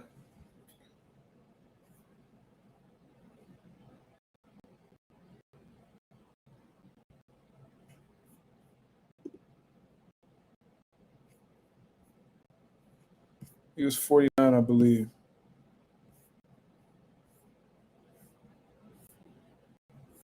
Let me see. But anyways, what made B-Hop last so long? You said 49 is basically 50. Well, remember when Max Kellerman told Bud that he 38? He said, I ain't 38, I'm 37. When you getting up there in age, bro,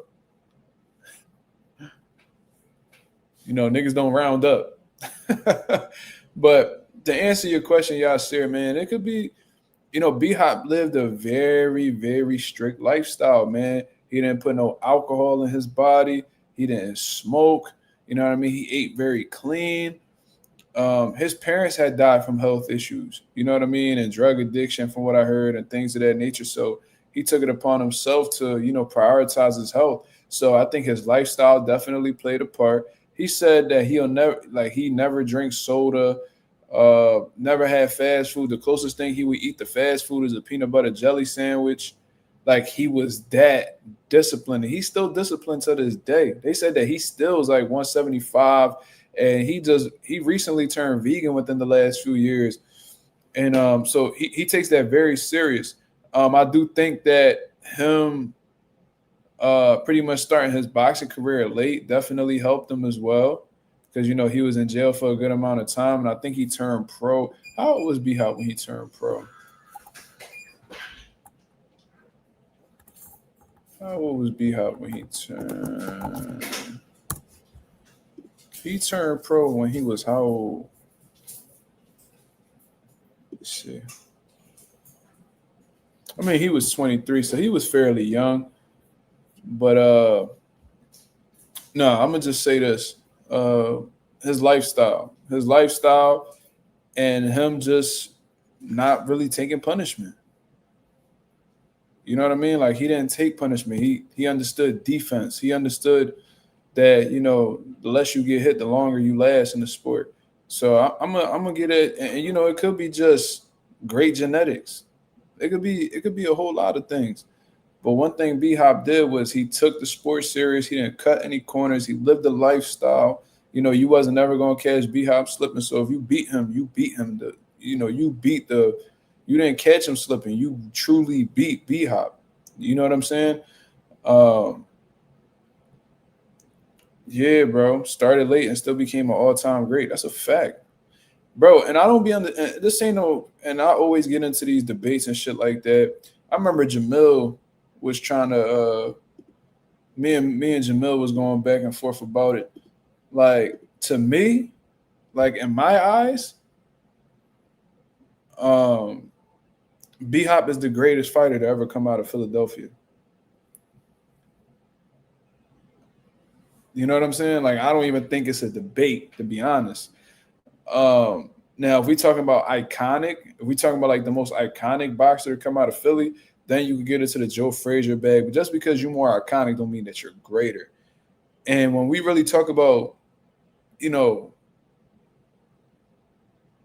B Hop and Joe Frazier accolades, it's really not even close. It's really not. And whenever you ask, all right, what did Joe Frazier do? They only talk about the Muhammad Ali fights. What the fuck? Is that me? Who the fuck? Oh, no, y'all gotta pack him. Oh, yeah, y'all gotta pack him. Nigga, who is that in that picture? Oh, hell no.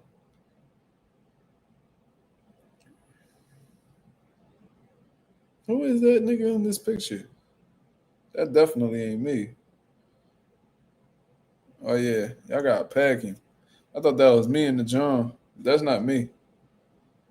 Who is that supposed to be? Kind of look like me. I ain't gonna lie. But I don't know who that is. But anyways, nigga top 3 fighter of this century, to be honest. He definitely top 5 for sure. But like, I never wanted to disrespect. I just hate having those conversations because I don't want to disrespect Joe Frazier. Like, my dad got history with Joe Frazier training out of his gym. I never got to meet Joe Frazier, from what I understand. And B Hop is an asshole, to be honest, from my experience with him. But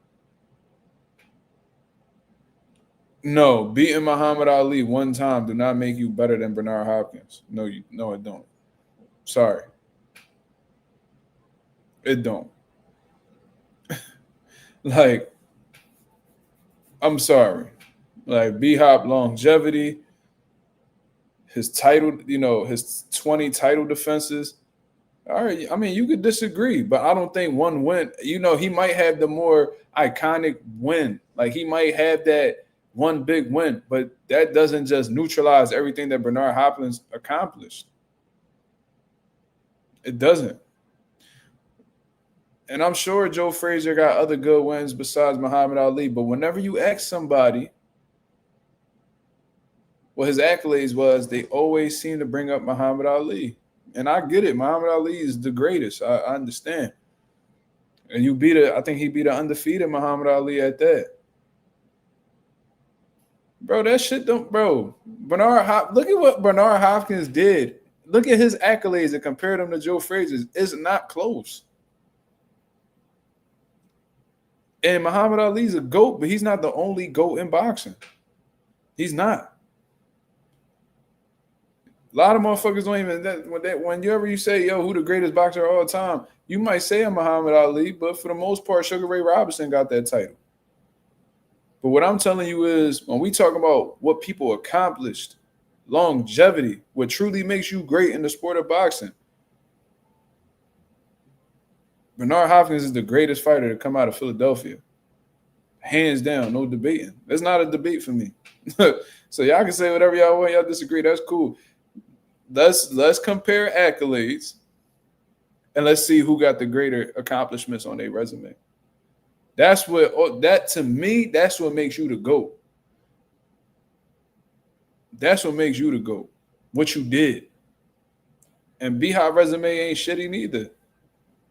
B-Hop got real wins, like real niggas on his resume, bro. So we not even about to be doing that. Acting like Joe Frazier greater than B-Hop. He not. And Joe Frazier did more for Philly than B-Hop. B-Hop don't celebrate. He don't do nothing for Philly. He don't do nothing for Philly. So I ain't, this ain't me caping for B-Hop. I really don't like him as a person, to be honest. But if we talking about what he did in boxing, between him and Joe Frazier, bro, in my opinion, is night and day. And we could really run through y'all want to run through the accomplishments? Y'all want to run through the accolades? Because we can. We really can. Let's do it. You know what? I'm going to just have ChatGPT do it.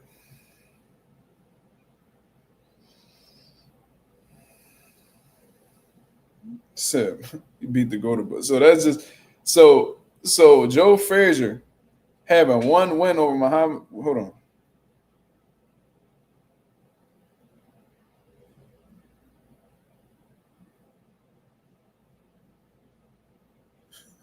So one win over Muhammad Ali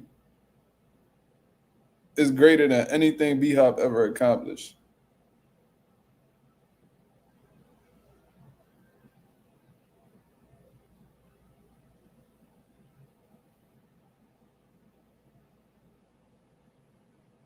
You're talking about B-Hop, one of the most stacked resumes in boxing history. Undisputed middleweight champion for 4 years. Lineal middleweight champion, light heavyweight world champion, 20 successful title defenses at middleweight, a record still to this day at 160. Oldest world champion in boxing history. First boxer to unify all 4 major titles in any division. I don't know if that's true. I thought Terrence Crawford was the first one. Maybe I'm tripping. I don't know. Fought across 28 plus years as a pro from 1988 to 2016. Knocked out Oscar De La Hoya. Knocked out Tito Trinidad, Antonio Tarver, Winky Wright, Kelly Pavlik, John Pascal.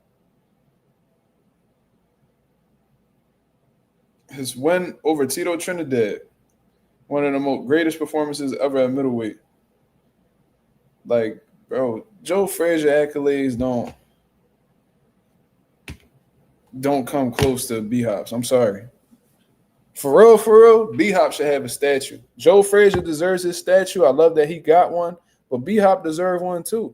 And I've been saying this, and they're probably, they ain't never going to do this because, Philly, they need their tourists just like any other city. But I would have took that motherfucking Rocky statue down and put B-Hop over there instead. B-Hop deserved a statue in North Philly, in the hood that he grew up in. He grew up, I think, a little west of where I grew up. So he's from North, but he's a little bit to the west of where I'm from. I wouldn't bro, I don't need ChatGPT to ask. I don't need to ask ChatGPT who's greater. I know who's greater. I just needed them to run through the accolades for me, so I ain't got to be going off the dome.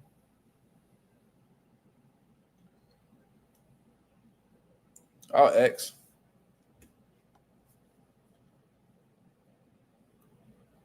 He said that went over Tito better than Frazier went over Ali. No, I do think that Frazier has like the more significant win in boxing, but in terms of who's greater, it's not even close.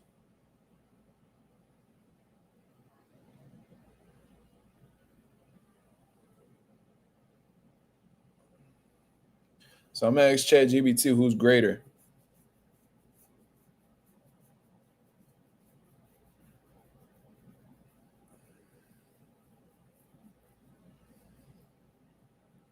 So according to ChatGPT, Hopkins is greater than Joe Frazier. And it says career achievements and longevity. His title defenses, 2 division dominance, and being champ into his late 40s is unmatched historically. If you're talking icon status and historical impact, Frazier edges it. If we're talking pure boxing resume and accomplishments, Hopkins takes it. And that's exactly what I said. That's the funny part. That's the funny part. I said, if we're talking about like being an icon, Frazier got it. If we're talking about who actually did more in boxing, B-Hop got it. ChatGPT just said the same shit I said.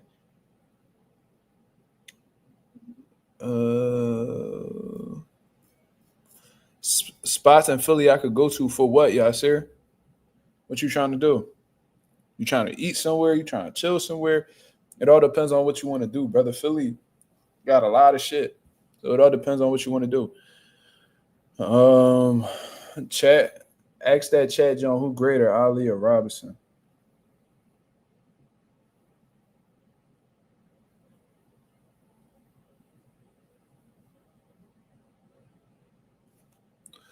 Eugene, you're not understanding what I'm saying. I'm not saying that Hopkins' opponents are better than Muhammad Ali. I never said that. What I'm telling you is, in comparison of what Joe Frazier did in his career, Bernard Hopkins has shown more longevity, better accolades, more consistency. And in terms of consistency, what I mean is consistently beating elite level opposition. You feel what I mean? I never said that. And just because, so what you saying, so Eugene, I'm trying to get an understanding, and I know you ain't offended. What we having a conversation, we having dialogue. So what you saying is because Muhammad Ali is who he is, that I'm just trying to get understanding. You saying because Muhammad Ali is one of the greatest of all time, that Joe Frazier beaten on one time when he lost the other two times in itself is greater than anything B-Hop ever did in his career. Is that what you're saying? I'm just trying to get an understanding.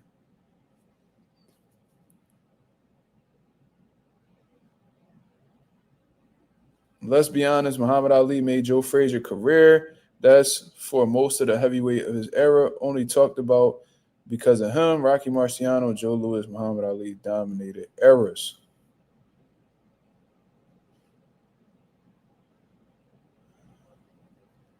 I'm going to ask ChatGPT about Muhammad Ali and Sugar Ray Robinson.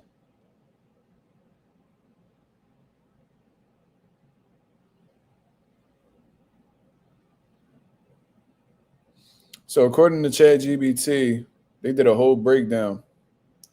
Says if you're talking best boxer, Sugar Ray Robinson. If you're talking greatest icon, Muhammad Ali. B-Hop definitely got, the better resume than Joe Frazier. And that's the only reason why I said that he's the GOAT of Philly. Because to me, to be the greatest of all time from the city is what you did.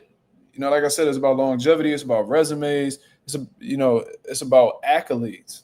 And B-Hop has all of them. There ain't nobody that ever come from Philly do what B-Hop did at a high level. Like, never. He's the greatest fighter to ever come out of Philadelphia. And not only that, he's an all-time great, point blank, period. He's immortalized in the boxing game. Feel me? He might have not been the most entertaining guy, or, he might not have been like the face of boxing, or he might have not had that look, but B-Hop was him. Timothy Bradley. B-Hop was Timothy Bradley. For sure. I'm telling you. And like I said, this ain't no disrespect to Joe Frazier. I met Jackie Frazier not too long, like a couple years ago. Cool lady. You know what I mean? Like my dad won the Joe Frazier Spirit Award for like 3-4 years straight. You feel me? Like I remember this. Like I've been consistently, through boxing, been mentioned with, like Joe Frazier ceremonies, Joe Frazier awards. Like this should be like I got a lot of respect for Joe Frazier, bro. His gym was on Broad and Glenwood, and if you take Glenwood like 5 blocks down, I grew up on that street. Broad and Glenwood was like 5 blocks away from where I grew up my whole childhood. My mom never moved, so I lived in the same area my whole life until I moved. And I did my own shit, had my kid, and I went my own way. But I still live within the same vicinity.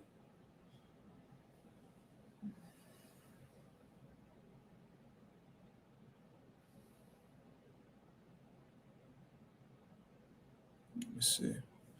Eugene said, I started watching boxing in 2017 to 18, but I know the legacy of Muhammad Ali, a giant. Essentially, I rarely hear Hopkins' accomplishments, so I assume Muhammad is better. And if someone beat Muhammad, I'm assuming the same if we're comparing them to Hopkins.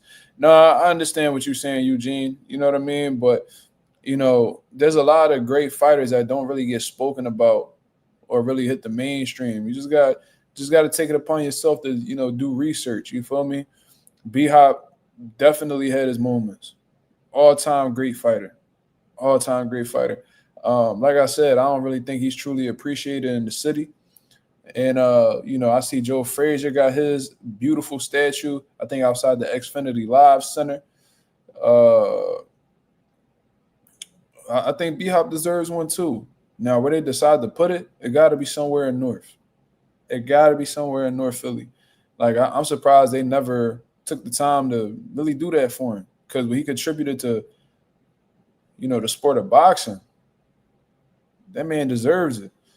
Maybe it's because he's not an icon like Joe Frazier. He's not an icon like Rocky Balboa. They don't really feel the need to do that. But B-Hop, all-time great fighter, legend. Let me see. Boxing International, what up?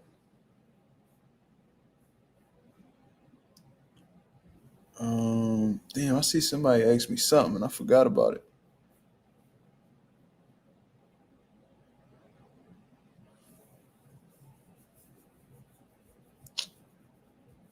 I know, Yasir, you asked. Oh, you said vacay?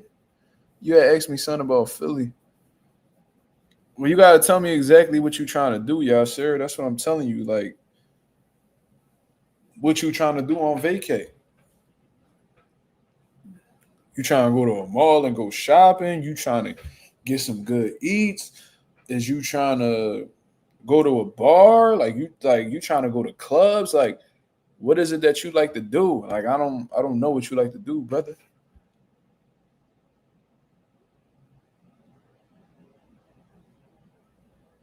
Chris John is an all-time featherweight. He beat Juan Manuel Marquez and had a long-time undefeated streak, but a lot of people had no clue who he was.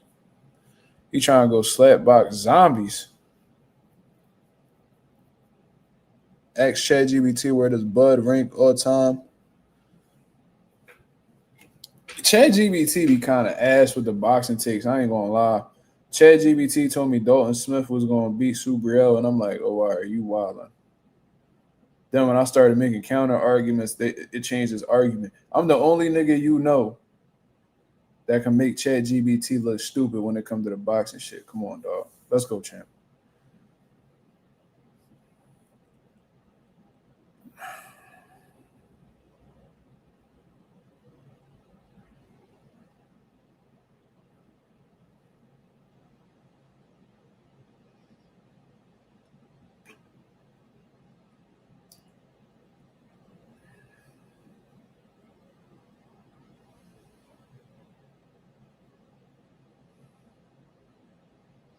Doing a whole breakdown.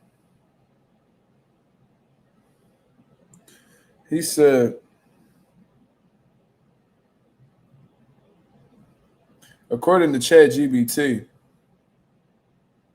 bro, that's how you sharpen up your boxing knowledge, bro. You gotta debate niggas, man. He try to say that stupid shit, and I'm like, nigga, you dumb nigga.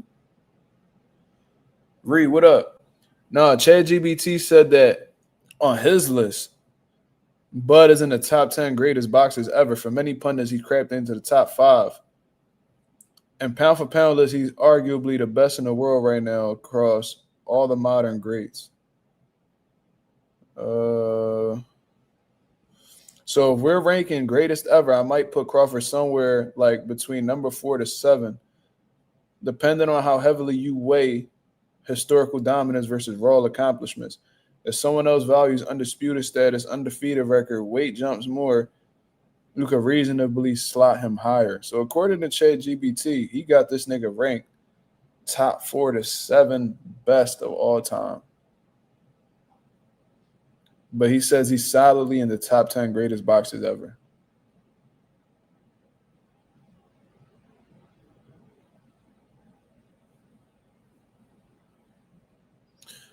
Niggas be scared. Bro, them niggas that they be piping up, bro, do y'all remember Ree in the building? Ree, what I do to that nigga KO, bro? I fried KO before a nigga started even getting clout. It was easy work. It was easy work. I had niggas in his chat telling him he was wrong. But oh man, that was a body bag. I bodied him before. Now, man, don't nobody want to debate KO. Like, nigga, what? Nigga, I was chilling in the crib.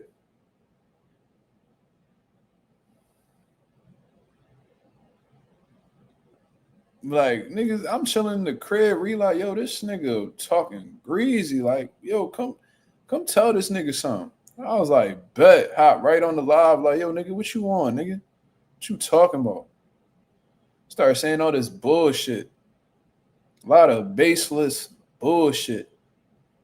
And this is like when Abdullah Mason was still like a prospect, entering the contender phase. This nigga said, I think Abdullah Mason beat Shakur right now. I'm like, okay. Based off what? The eye test. So that was weird.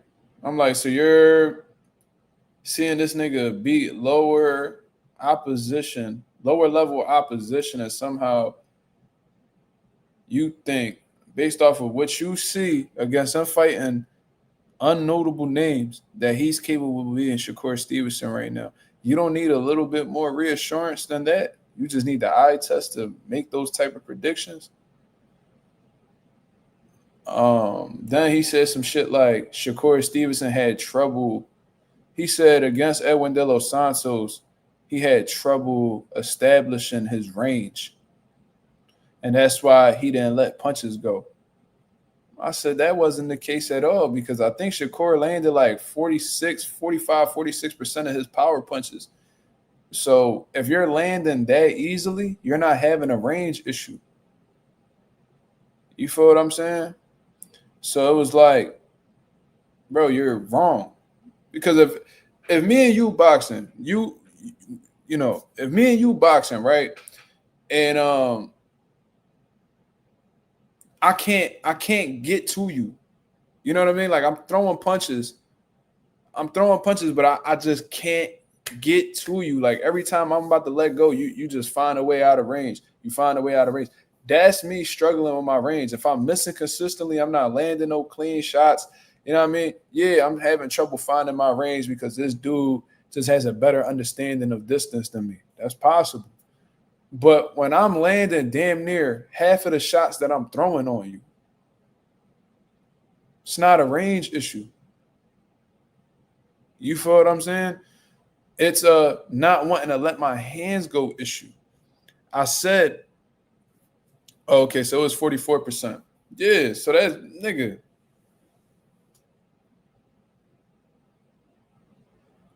So if you shoot like at 44% is not a bad percentage. You land a few more, you might be at 50.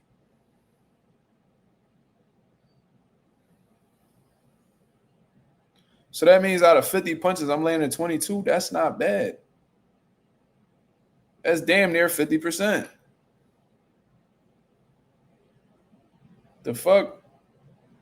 And these are moving targets in the ring that are purposely trying to make you miss. If you can land 44% of your power shots, that's not a range issue. The problem was Shakur didn't want to let his hands go frequently throughout the fight. That was a gun shy issue. That wasn't a range issue. But bro, he would not, and he knew he was dead wrong. Niggas in his chat was like, bro, you like this nigga getting fried. But then there was niggas who you could tell they was his man. Like y'all ever seen y'all mans take an L, but that's y'all man, so you just, you know what I mean, you just backing his play. It was that type situation. But there was niggas who had wrenches in his chat. Ree was there, bro. He just said that his wrenches was jacking. Facts. Them niggas had. I remember being so shocked. I thought they was gonna try to, you know, do some grimy shit in the chat, bro. Them niggas was like, yo, this nigga frying KO. I wish I could go find that shit. I fried that nigga, bro. It was easy work. I remember we went back and watched. I was like, oh yeah, I fried him. The niggas in the comments like, yo, that was a good debate, man. If you on another nigga channel and his supporters saying that's a good debate, you lost, nigga. And then I said something about him. Somebody sent it to him instigating like a dickhead. Then he was on my comments talking about he said some shit talking about, oh, you know what I mean? We said some shit about doing a little bit of straightening. Nigga, you better stop. Seriously. I ain't the nigga that you will ever check. I will punch you dead in your shit before you ever think you gonna try a young bull with me, nigga. You crazy? Nobody, nigga, no nigga walking this earth going young bull with me. I don't give a fuck. Nigga be the baddest motherfucker that ever walked this planet. Nigga, you just gonna have to fuck me up. You tripping. I think he said some shit like, we need to talk like on some man-to-man shit. It's definitely gonna. He said some shit like it's gonna be some straightening. Nigga, I'll straighten your fucking crooked ass chin, nigga. Stop playing with me, nigga. I will beat the dog shit out you, nigga. You crazy? You know who you talking to? Like, your name KO ain't never put no hands on nobody. The fuck? Gave him the most basic boxing name ever. Unoriginal. Dick riding ass nigga. So super salty. Nigga did all that dick riding for Tank just to get his dumb ass fried by him. Imagine that. Imagine you dedicate your channel to just eating another nigga dick, and he just turn around and fry you.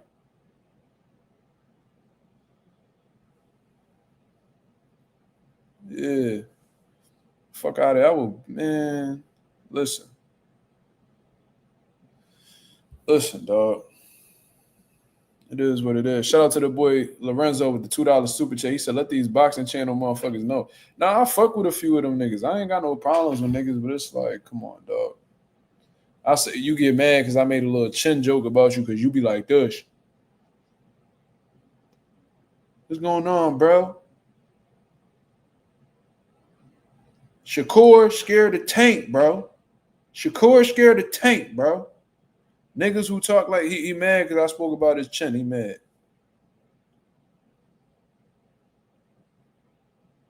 Okay. It is what it is. It's all right. You can say something about me. Look, nigga, I got unibrow. Say something about it.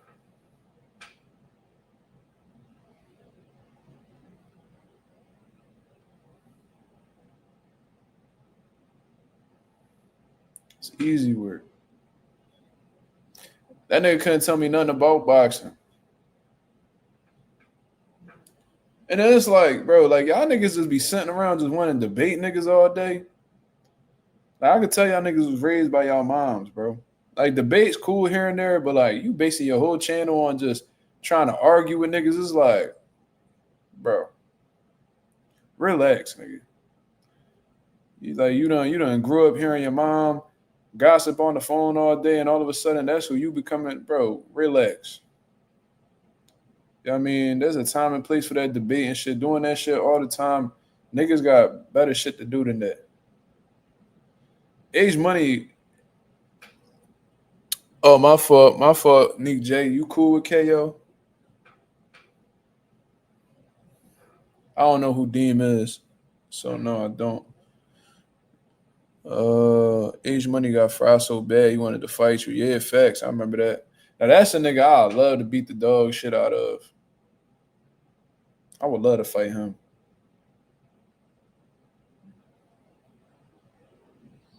KO got mad because I was talking about his underbite. And being a dick rider, he got upset about that. Said that we need to talk on some man-to-man shit. Oh man. Nah, I don't watch BFTB. I heard people done asked me about him a few times, so obviously he popping. So shout out to BFTB. I told y'all who I watch, bro. Or, like whenever I get the chance, I watch him. Bro, like I work 10 to 12 hours depending on the day, you feel me? So it's like whenever I got like some downtime, I watch some YouTube shit. You know what I mean? But if I am watching anybody, like I said, 78 Sports TV. I watch a little bit of Champ Side, even though he's not really involved in boxing as much as he used to. I definitely when I see Champ Side, I'm gonna definitely ask him about some shit because he was talking to me. He talking to me crazy one time, and I was backing his play. That was the weirdest shit in the world. I didn't understand that. Cause I seen him and KO was going at it, and I was like, damn, y'all niggas still going at it? Like just genuinely asking a question. And he was like, I pretty much said that it like don't nobody know you. This nigga said some shit like don't nobody know you, and I'm like, where the fuck that come from? And niggas in the chat was like, nah, we know Mazuma, he cool. He was like, oh, I never heard of him. I'm like, all right, yeah, I'm a small channel, nigga. Like, it is what it is. Then I said, damn, bro, like, why you coming at me crazy? I was backing your play. I was like, damn, bro, I was backing your play. He was like, oh, all right, then. He was like, oh, you backing my play? Then just shut the hell up. I'm like, what? I was like, what, nigga? I was like, yo, I need to get off this John, cause, bro, ain't no like, bro, ain't no fucking way. I was like, bro, ain't no fucking way you talking to me like that, nigga. Like, you would not say that in person, bro. You won't. I promise you, you would not say that in person. And if you did, shit would really go a different type of way. So when I see him, it ain't gonna be like no smoke and nothing like that. But I'm like, bro, why you took that approach with me, nigga? Like you was just in the zone or what? You feel me? I said, check the group chat. Let me see something.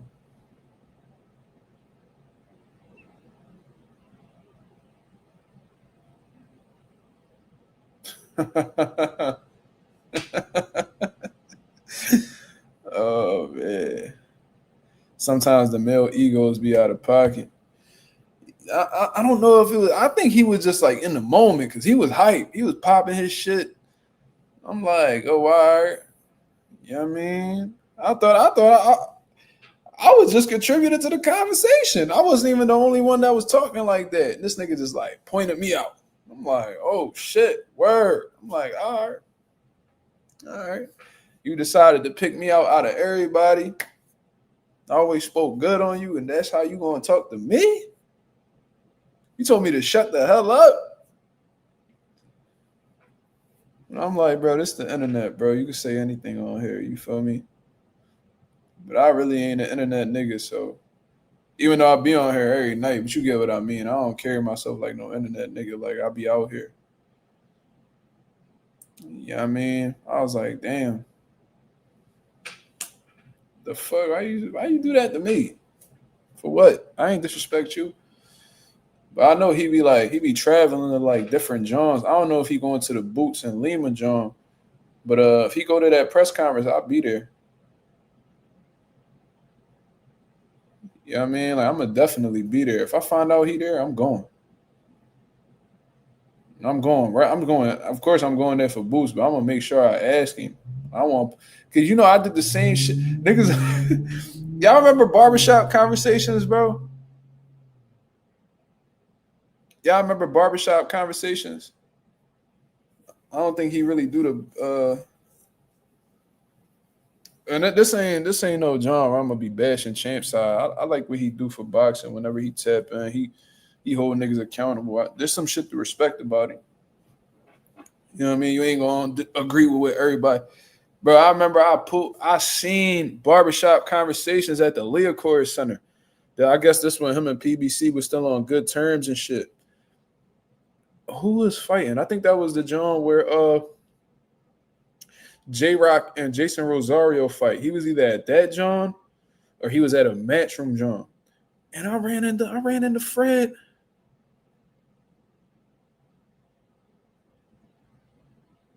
I'm like, I said, bro, that's Fred from Barbershop. Bro, he little, bro. I don't know why. I didn't think he was that small. I was like, yo, bro, you Barbershop Conversation. He like, yeah. I was like, oh yeah, I need to talk to you. I said, I need to talk to you, bro. I said, because I remember the one time he had, I think he addressed one of my comments. He tried to like play me. He was like, nah, bro, we just be having fun, blah, blah.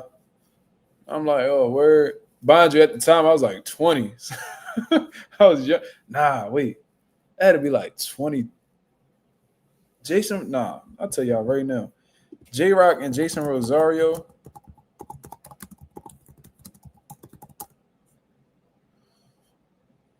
That was 2020, so that's 5 years ago. I was like 22. Yeah, I'm like, nigga, you crazy? I always ask him, I'm like, bro, y'all, why you chose to do that to me? Why y'all chose to do that to me? Like, because you know if I see you, I'm going to ask you about it. And if you respond in a crazy way, now it's like you put me in a very difficult situation. And I don't like disrespect. I don't. I ain't no tough nigga, but I ain't no bitch neither. Yasir said you watch Marco boxing. No, I don't. I'll tell y'all who I watch, bro. I said 78 Sports TV. I watch him whenever he talking boxing. Like a lot of the niggas that I grew up watching, they not really like. I think they burnt out from boxing, bro. Where like they don't really tap in with boxing how they used to. I used to watch 78 Sports. I used to watch Boxing Ego, but then I seen how the way he would talk to his subs, and I was like, oh yeah, this look, I can't fuck with him no more. He was always finding ways to talk shit to his fan. He was real condescending to his subs, not to me personally, but like very condescending. Cause I never really contributed to the chat. Very condescending to his subs, act like they ain't know shit and he knew everything. I said, oh yeah, he letting the subs get to his head or something. So I started watching him like years ago. That was back when I was boxing. So 78 champ side. And then like I guess I'll watch like Fight Hype or Fight Hub for like press conferences, interviews, YSM Sports Media, of course. Sometimes I'll watch Greg. I don't know. It depends. Boxing Ego a blade. I ain't know he was a blade until he put that shit out. You know what I mean?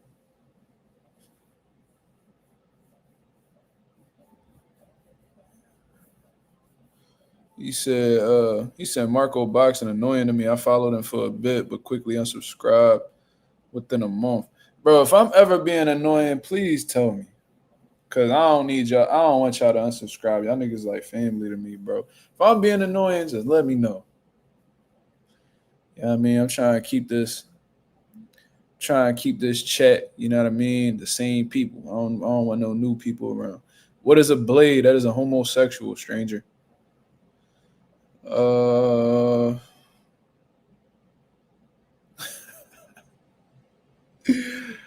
Yo, I used to watch Cigar Talk. That's the crazy part. Even been on his channel a couple times. I spoke to Shakur on there. I spoke to Najee himself on there. But I feel like even the niggas subs, like his chat, like them niggas was like, like they wasn't really like big boxing fans. Like them niggas used to just come on there and bid. Nick J said, "Oh wow, learn something new every day." What you talking about, Nick? He said, "No, you good, bro. This is a glaze-free zone over here." Oh man, yeah, though, Dustin. That boy Chainsaw told me shut the hell up. He said, "Man, shut the hell up." Then I'm like, "What?" Bro, I look back, bro. I was at work. I remember that shit. I was like, "Oh shit, this nigga talking to me." Cause niggas usually don't talk to me like this. So I'm like, word. I'm like, okay. Usually people don't talk to me like that, but yeah, I like that type shit. Cause now we gonna have to address that shit when I see you. You show up to that Louise Malima, John. I swear to God, I leave work. I swear to God, I leave work early. I swear to God, bro. I'm like, now, yeah, like I'm here, nigga. So like, what's up? Like, what you going?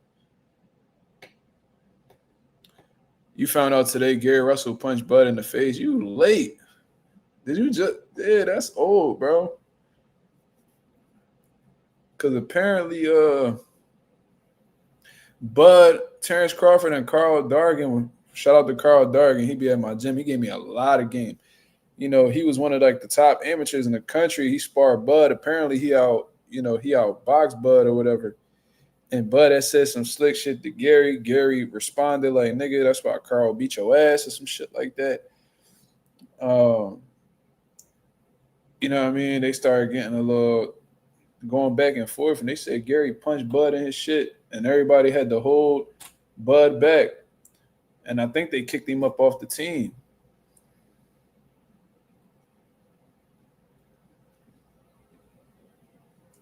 Yeah, Marlon, that's how I be, bro. I swear to God. I was like, he talking to me? There's no way that you talking to me. Like that it can't be true.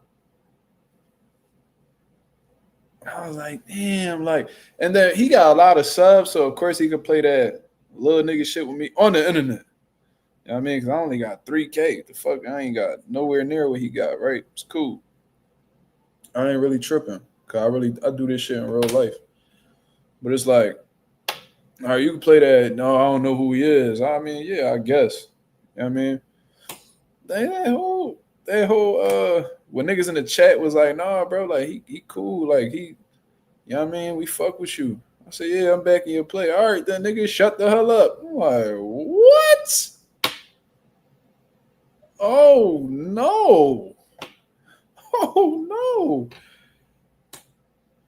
Who, me? Yes, you. Not me. Then who?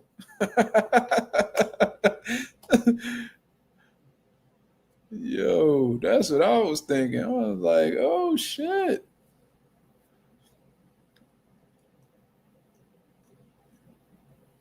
Shit. We'll see when I see him. I'm gonna ask him. Now I'll make sure I'm recording too.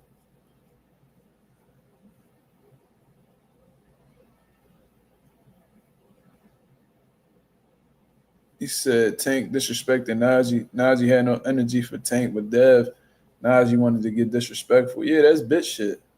That's how you know that. That's how you know that Najee a fake ass nigga, because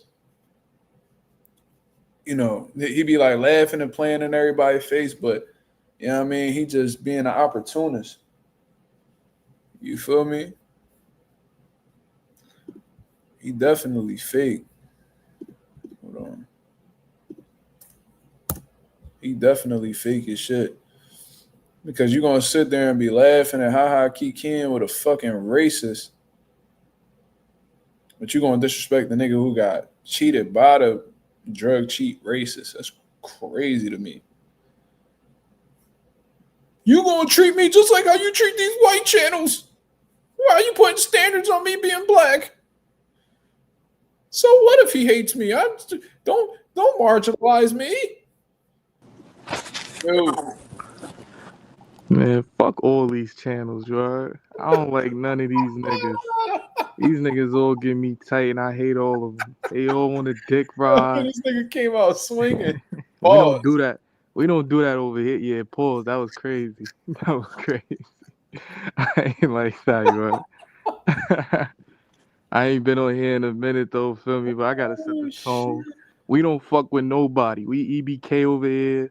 Niggas want static. Tell niggas pop out. If not, feel me? Stay in a lane, you heard? Gangster. Damn. Tired of these niggas, man. I was on that nigga. Who you don't like? Who you don't like? I don't like the KO nigga. That nigga be doing treadmills in his crib and losing no weight.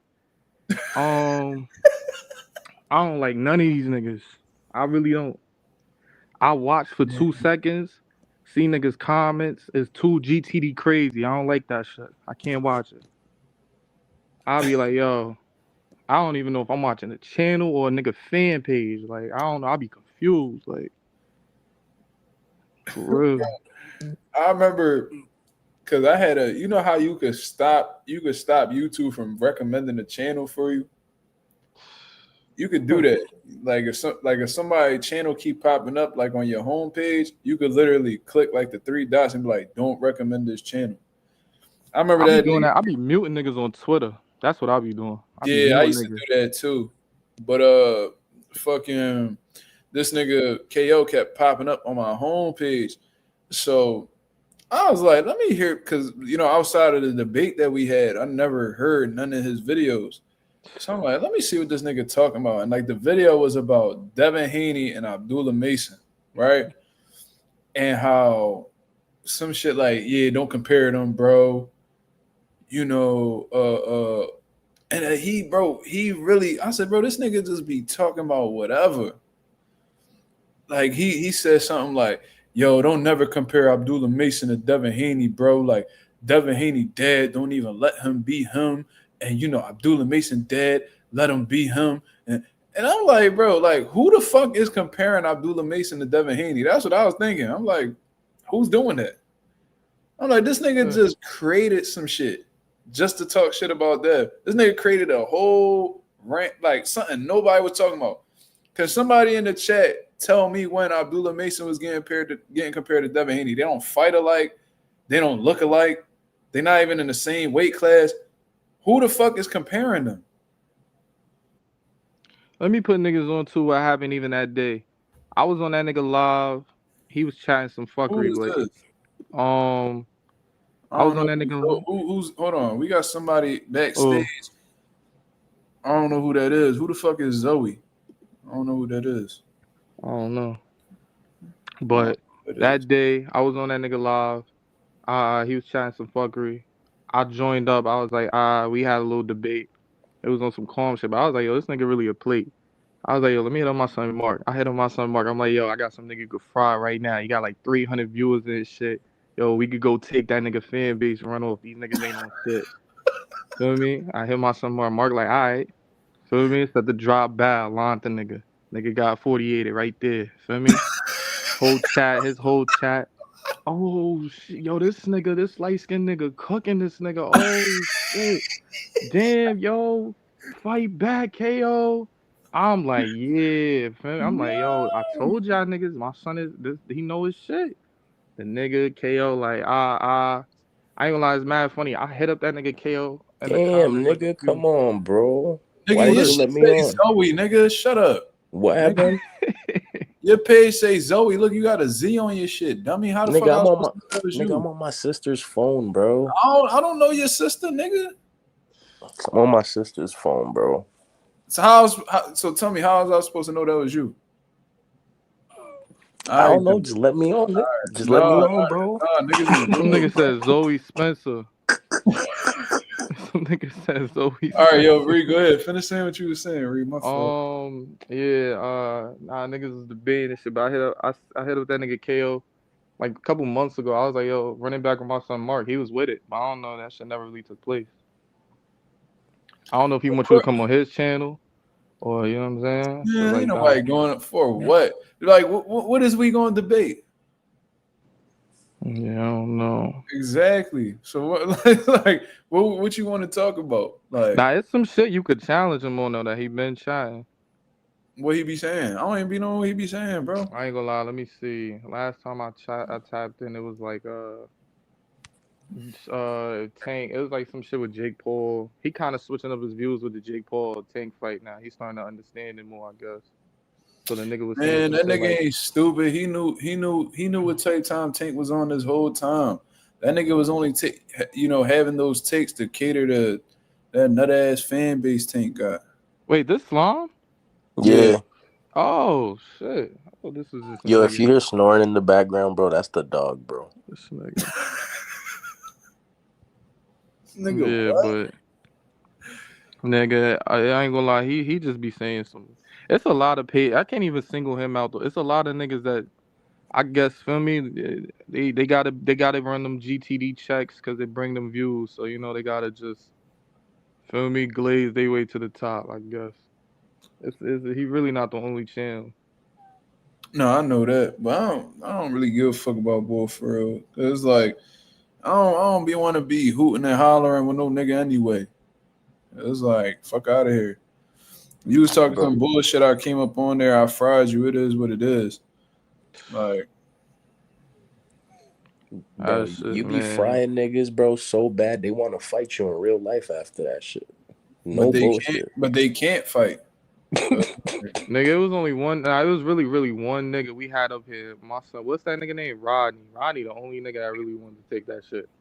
Like, for real. But niggas was frying Rodney, though. I was, like, feeling bad. That was That's before I when, got monetized. That you talking some Nah, shit. Rodney, yeah, that's when bro, we he had the still. nigga SP on the channel. SP was Yo, This talking bro, nigga crazy. said, Yasir said Southpaw crazy as fuck too.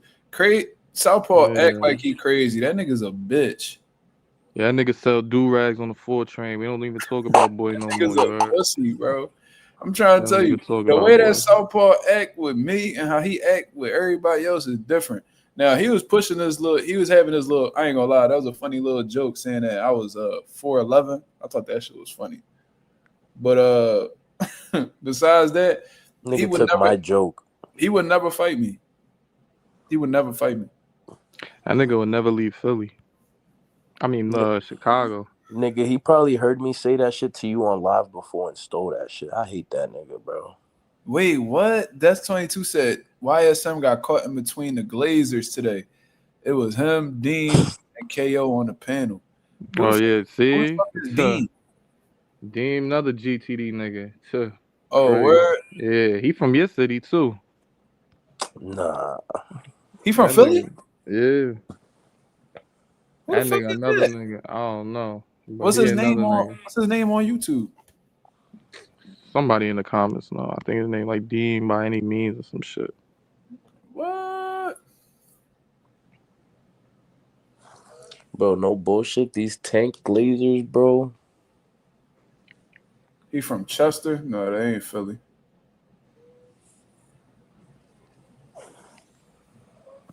Niggas be I'm like, yo. Now YSF definitely got caught. Yeah, I ain't gonna lie, that's a bad 2v1 right there. That should have make a nigga turn his phone off. You're not even talking boxing at that point. It's just like, I never seen this nigga before a day in my life.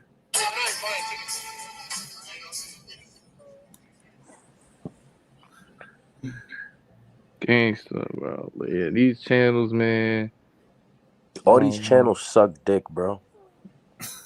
It's a channel that's in here too, and they packed me from they live on some emotional shit. But I ain't gonna make it happy. We just gonna enjoy ourselves. You know what I'm saying? Calm shit. What, they in here type shit? Child, they wasn't here. They was in the chat. I was like, yo, they packed me from the chat one time. Damn, who packed Ree in the chat? I was like, yo, it wouldn't. I'm just, and you know what I'm saying? You know me. I don't even be on heavy shit. I just be like talking boxing. It start getting a little emotional, and then they just want to be in a nigga. I'm like, What you damn. got packed for? What you said? I don't know. I said something about all right. So you Yo, know why how you like keep hold up? Why y'all Sarah keep asking if we watch BFTB? How many times you gonna ask that question, bro? I ain't gonna lie. I fuck with my son BFTB. I fuck with him. I haven't watched that nigga in like so long, but he cool. But nah, this what happened. You know how like certain niggas will, defend like certain niggas, grew up watching Bron, Kobe, greats, Allen Iverson. Yeah, You're not gonna see a nigga defend Pete Maverick, right? Or like a nigga defend John Stockton or some shit, right?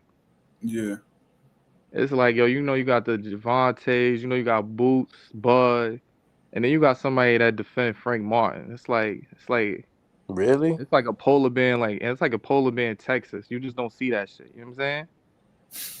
It's like, yo, that shit don't make no sense. So, long story short, I don't know. It was just I never. It was like an argument. I didn't even think had a lot of substance. But yeah, they packed my shit. I was like, damn. But they Wait, ain't what here was though. it that you said? Say that one more time. What? What was it? Why was it that you got packed? No, I don't know. I think we was just debating some shit. I was in the comments, trolling and shit. But I was dead ass. I was saying something like, "Yo, Shakur, why this nigga Frank Martin need fucking 10 million to fight Shakur?" Some shit like that. It was just along the lines of that. But then I don't know. I don't think they liked my tone in the comments, so they packed me. You know what I'm saying? She said it must have been you must be talking about us. Yeah, I'm exactly talking about. Oh shit. They packed me. That was like a minute ago though. I always remember. I was like, Oh. damn. I was like, I be trolling. This nigga said I always remember. I'll always remember. She defended Frank Martin and blocked you because yo, you they said was something going hard for the Frank Martin buzz, and I was like, damn. They must have been pissed. Wait, what was it that situation when Frank was asking for a little more? Yeah, it was when Frank and Shakur was about to fight. So you know how I be trolling in the comments and shit. Cause at this point they was dead about to fight. And then the nigga backed out. Like, yo, I need a little more in the check. But I was actually So spot on. I gave Frank the benefit. I was disappointed, but I gave Frank the benefit of the doubt. And I was like, bro, the only way that you can excuse this shit is if he got the Tank fight. That was yo, all. but no funny, yo, Mark, gangster though. I I swear ass on everything I called that love. shit. The Tank fight wasn't even in play at that point. Like I remember that whole timeline. No, bro. So this unless it was on some what I real recall. backstage shit. This what I recall. Y'all could correct me if I'm wrong in the chat. So I think Frank Martin was ranked in the WBC or whatever the case is. I think they was ordering Shakur and Frank to fight. They got to the purse bid, whatever the case is. I think Frank had agreed or whatever. Then he had pulled out like last minute. So people was like, yo, what the fuck? Like, did this nigga just duck Shakur? He went from, being all in on the fight to all of a sudden pulling out. And I'm like, something don't sound right with that. Like, it's almost like somebody reached out to him behind the scenes, aka Al Heyman or somebody within PBC, and was like, yo, you know what I mean? I see you caught up with the Shakur situation. We got a better one. You know what I mean? Go ahead, fight Gervonta. It's going to be for a world title. There's going to be more money involved. You know what I mean? Like, this that is like, what happened. I think you're right. And it's it's an in-house PBC fight. You feel what I mean? So I'm not mad at Frank Martin because it made more sense to do. And plus, if he would have beat Tank at that time, it would have did more for him if he were to beat Shakur. But that nigga got definitely cooked. would have. But I mean, at the end of the day, I wasn't mad at it. Now, if Frank Martin would have, walked away from that Shakur fight, then go fight a motherfucking Artem Harutyunyan or a fucking like Bartholomew, like he about to fight in his next fight, then that's an issue. But he walked away from the Shakur fight to get a bigger fight. So are we necessarily mad at that? No, that's a fact. That's a fact. But I'm just looking at it like this too. Nigga got the Tank fight, got the check, got shelved. You know what I'm saying? Like, say that again. So basically, the nigga got the Tank fight, got the check, and got shelved. Just like that. Got shelved. Now he about to fight a nigga named Bartholomew at 140. No belt. You know what I'm saying? Just fighting the fight. Who's to say that? Who's to say that he would have stood active if he lost to Shakur though? I mean, a nigga gonna want to stay active, right? If you lose. I think he probably wanted to stay active after the Tank loss too. They just didn't allow him. Yeah, I just be finding you don't ever be peeping that when these PBC niggas be losing, it be taking forever for them niggas to come back. And that's why I don't understand how niggas be jacking Like with PBC be running Jermell back. said that it wasn't his choice.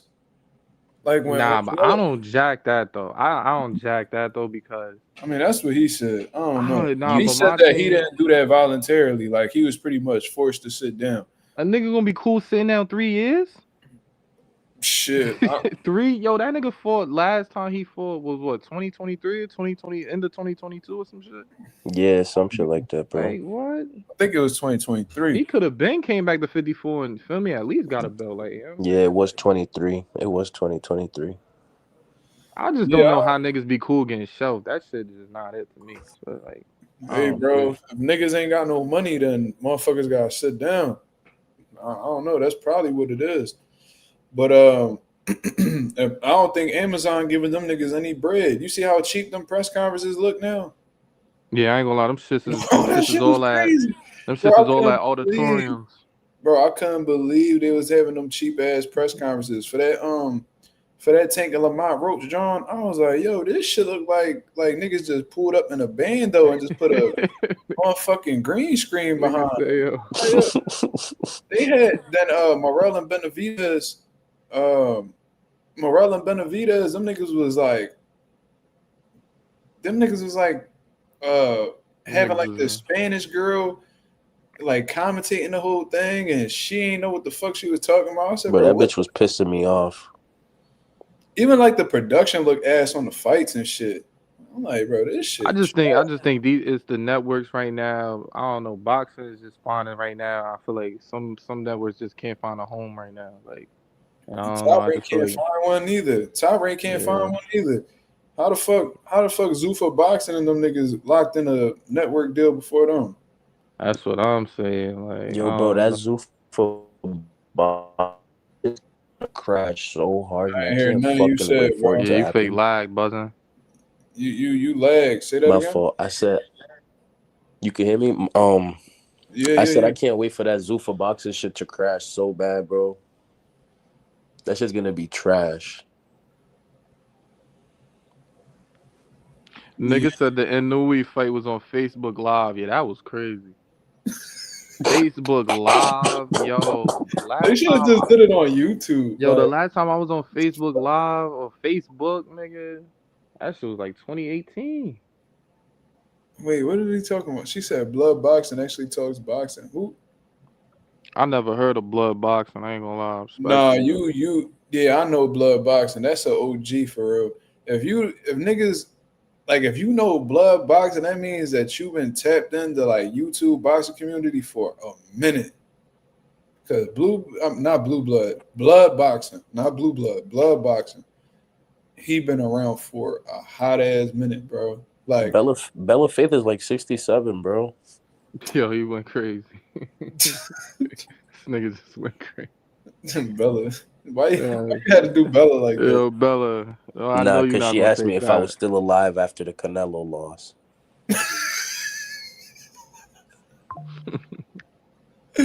Yo, this nigga Slime keep trying to line up Bud, and Bud just keep dodging the bullets, bro. Dead ass, bro. Bro, I remember Blood Boxing in like 2012, 2013, bro. He used to debate 78 Sports. Bro, those was good times, bro. Niggas ain't had bills, kids, none of that.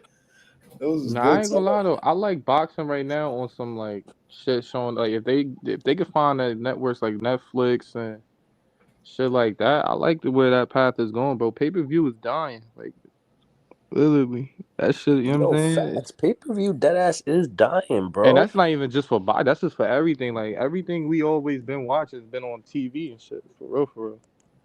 Even UFC, that shit going into ESPN Plus now. Like, oh, that shit. I don't know. I like this direction though, cause niggas be trying to debate sales. Nigga, it's only one nigga selling. My whole thing is, why is boxing fans debating what niggas selling? Yeah, that too. It was like, who gives a fuck? See, that's why I don't even like Niggas is having what? type of debates. Like, bro, let's have a debate. Tank is the face of boxing. I was like, bro, who cares? Who fucking cares, bro? Number one Like, thing as they be boxing talking fans, about we is shouldn't even be money, caring man. about who the fuck the face. We should be caring about who the fuck fighting who. Bro, Exactly. Like, niggas be I would really. never talk about another niggas man's who money, man. Never talk about another man's money. yeah, Bro, and I don't I was just about care. to say that, nigga. If you gotta sit there and bring up niggas' stats and how much money they bring per fight, nigga, you just pocket watching, and that's what hoes do. Real shit. Shit corny. Like, we really about to sit here and talk about this person making this much money and he making more than this person. And it's like, bro, I hate to get into them conversations. Only time I really ever get into those conversations is when people say that this person a star, but then this person ain't. Like when niggas be talking about Ryan Garcia, this star. It's like, bro, no, he not, bro. No, he not. Like I'm like, yo, not. why boxing gotta be in the like? Why we gotta have those talks in boxing? Like UFC niggas don't be chatting about shit like that. Like, You know why? Because them UFC niggas fight each other. If these niggas actually, they fight each other consistently. If these boxing niggas just fought each other, bro, that those conversations wouldn't even be had, because them ideas on those opinions only get brought up when people are asking why this person not fighting this person. You know Oh, what I feel like? why this dude not fighting this dude? Oh, because he's not a draw. He only sold 8,000 tickets his last fight. Yeah, you know, like who gives a fuck? it's a fact. Boxing should be on that UFC type time where it should be only under one nigga running everything. What? Like boxing should be like under one, like you know how UFC, like Dana White owns that whole joint, and he makes whoever he wants to fight each other, like the biggest names and the biggest joint. Like that's how boxing should be. Like it should be under one dude, and he says Oh, we'll fight two. that's what Dana and them trying to do. So you must support that. Hell yeah, in boxing, hell yeah, bro. I want to see all these niggas fight each other, look bro. at what they doing. They trying to modify the Muhammad Ali Act, where fighters get little to no transparency on what the venues generating, and you know Nah, things like that. That's what they're trying to do, They're and that's doing why they lame keep Donald Trump real close, because Donald Trump real quick to do an executive order, like he quick to do shit like that. Then what they doing is they saying that they're only gonna have two belts involved with Zuffa Boxing. They're gonna have their own belt, and they're gonna have a Ring Magazine belt, right? And they're saying that they're not gonna recognize any other sanctioning bodies. Yeah, I don't agree with that though. I agree with like boxing being under one dude and like having them niggas fight each other. You feel me?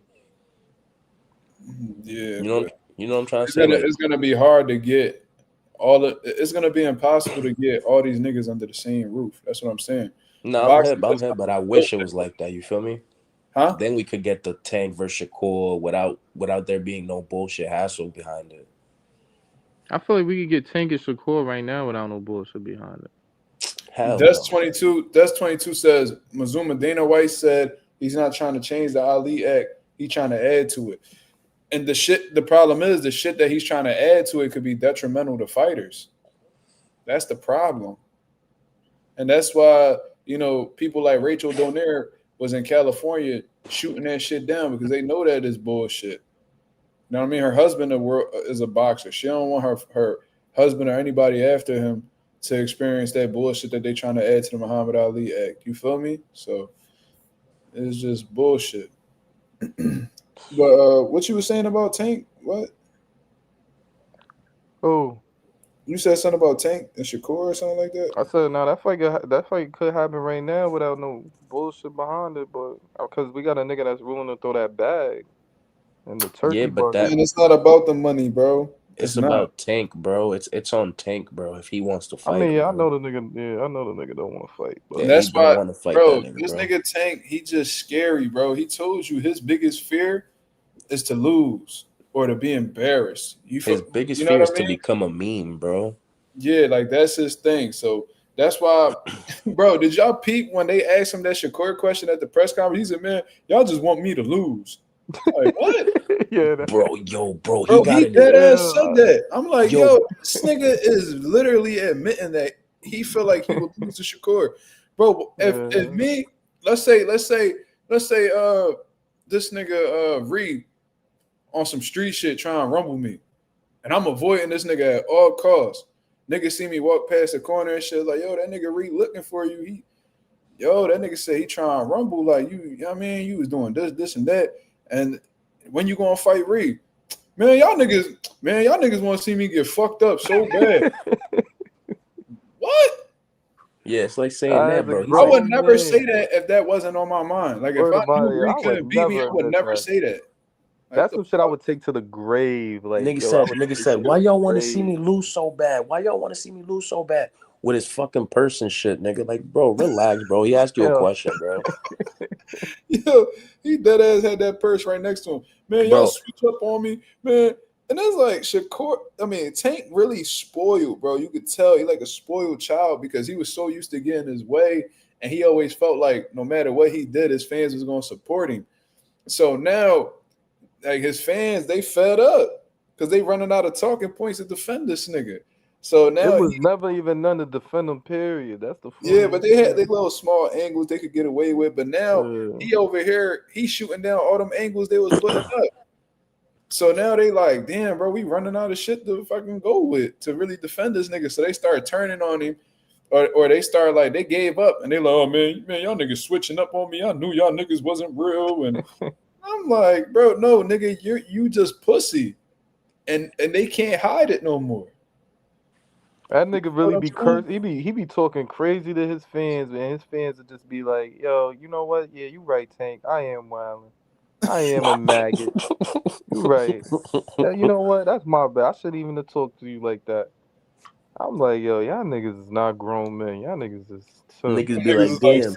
You're right, Tank. I am a dick rider. I shouldn't have congratulated you on that win.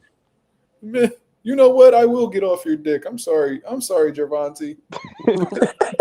They be calling that nigga big bro and shit. I'm like, yeah, I'm cool. I remember the one nigga, I seen this screenshot from a live, and the nigga was like, he only cursed you out because he respects you, bro. Yo, nigga, like, that was KO shit. Yo, the nigga KO said, yeah, but at least the nigga noticed me. You know, he know who I am. I'm like, yo. I say, yo, KO, you older than me and probably you older than Tank. Like, yo, we can't be moving like this, buzzing. Like, bro, I try to tell Najee the same shit. His coon ass. I went on his live, and I was like, bro, why you keep letting this nigga disrespect you, bro? Like, why? Like, Najee, but see, Najee from he from the towns though. He from New York, so I'm not expecting him to really be on some soft shit.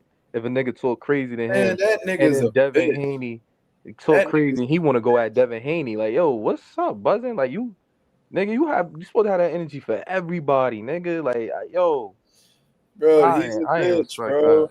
Bro, that nigga Najee went to college and got a major in dick riding, bro.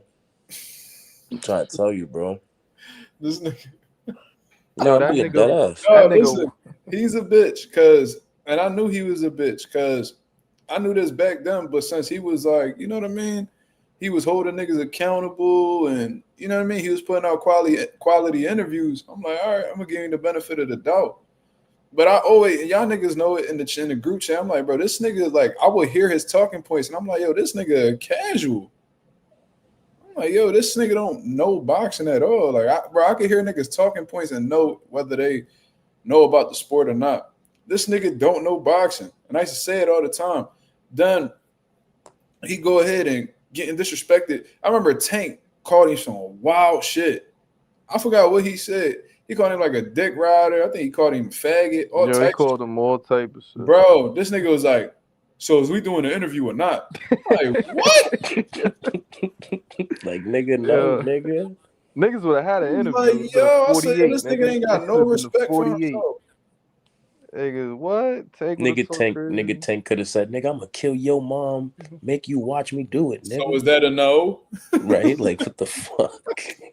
Oh yeah, my thing is though, why he ain't had that? Like, why he was on that with Devin though? Like, do you think Devin? I'm getting to that. I'm getting to that because I seen that shit too, and I called it out. I called it out that same day he did it. So I'm like, I went on the live. I was like, bro, I gotta find a way on this live. So eventually he let me on, and I'm like, yo, Najee, like, why you be letting this nigga disrespect you, bro? Like, if he gonna be talking to you like that, nigga, fuck him. Yeah. Bro, he literally sat right there and was like, ain't say nothing. I'm like, oh, this nigga's a bitch. I'm like, oh, all right. Yeah, I mean, you one of them type niggas. All right, cool. So I just stopped talking to him after that. But then you do that, you get mad that everybody calling you a coon for supporting a racist, as we should. Devin Haney call you out for it, and then you start making fun of him for getting cheated in a fight against Ryan Garcia. Start talking about left hooks and shit like that. I'm like, damn, where was that energy for Ryan? Where was that energy for Tank when he was disrespecting you? That was the weird shit to me. That was the weird shit, wasn't? I didn't understand that. I was like, what? And mind you, that nigga he still subbed to the channel. He still subbed to Mazuma TV, bro. I'm like, yo, don't pull up on Teo trying to be on some and then have Ryan on your shit. Like, come on, man. We gotta. Yeah, bro. He was like, bro, what fucked me up was I seen nigga screen record a video of him on Twitter. He was like, you not gonna marginalize me. You know, you gonna treat me just like how you treat the other white channels. Y'all ask white channels to defend black fighters. Oh, y'all. I'm like, nigga, because it ain't their job to. It ain't white people's job to protect black people. They be the ones who be fucking with black people. Fuck you talking about, nigga? Yeah, you supposed to defend your own people. The fuck, nigga? That nigga, Ryan Garcia went on Twitter and said that he was involved with the KKK and talking about George Floyd and saying the ER and shit. Bro, he kept saying it. But he tried to say a difference between him and Tio. Mind you, Tio said some wild shit, but he ain't say. I don't think he said half as much as what Ryan did. For real, they both racist. Fuck both of them. But like Ryan really took it there. Like he really, really took it there. And he was like, oh, well, Ryan only did it one time. He apologized. But, you know, Tio keep doing it. Yeah, I'm like, nigga, why he do it the one time? Like, what is we talking about? I don't understand. That's why I say these boxing niggas, I don't know, man. The community is crazy, yo. That's literally the reasoning he had. He was like, Ryan only said it one time and he apologized.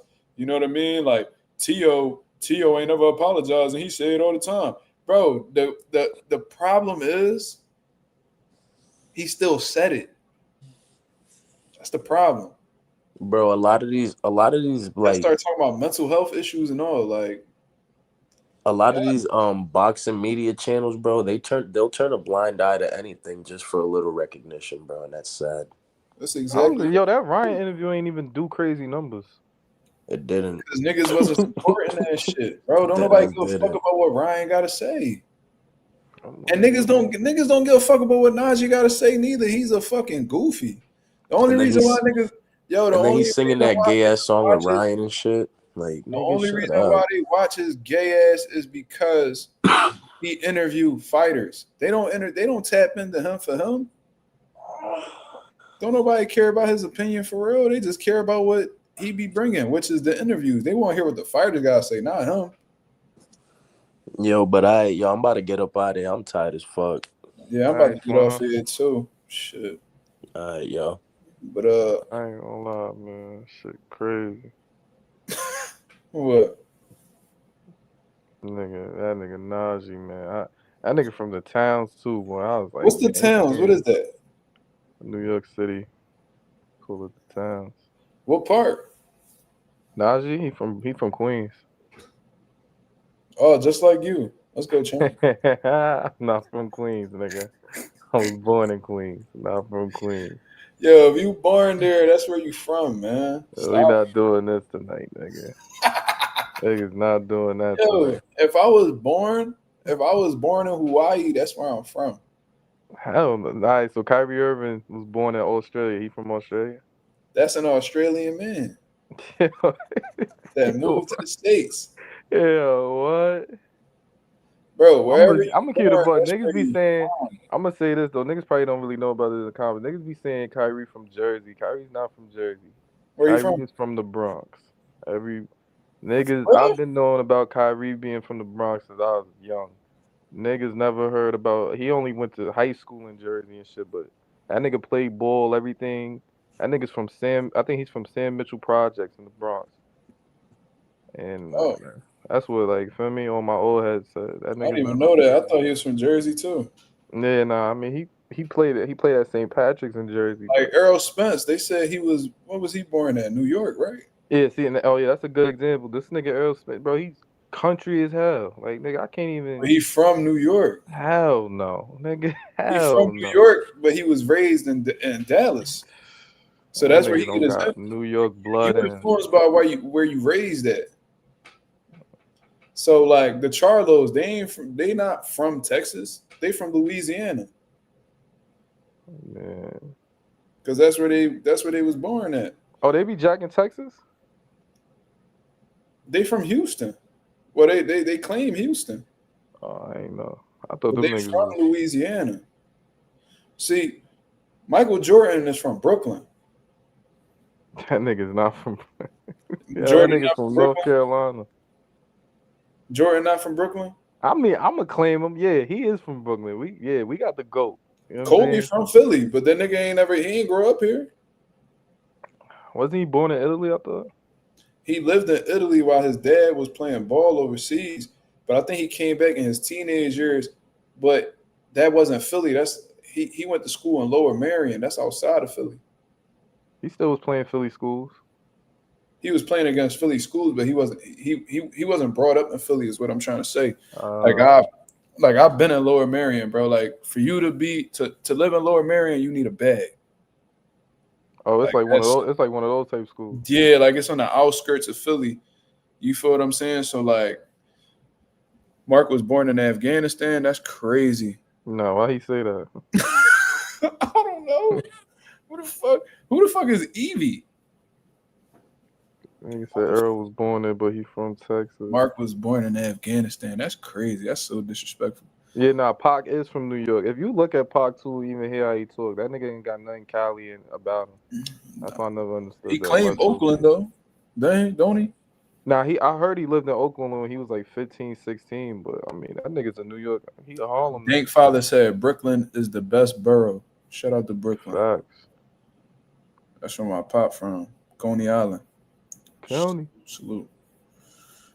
Yeah, I ain't gonna lie, but Brooklyn. Philly. Yo, man. Jerry McCain, King of Philly, man. Hope my son get back soon. All right, y'all. We gonna wrap up. Holla at y'all niggas. See the balloons?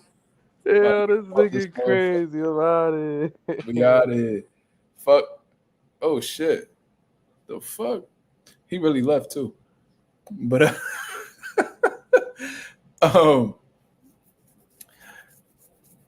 niggas talking about Jerry McCain, the king of Philly. That's crazy.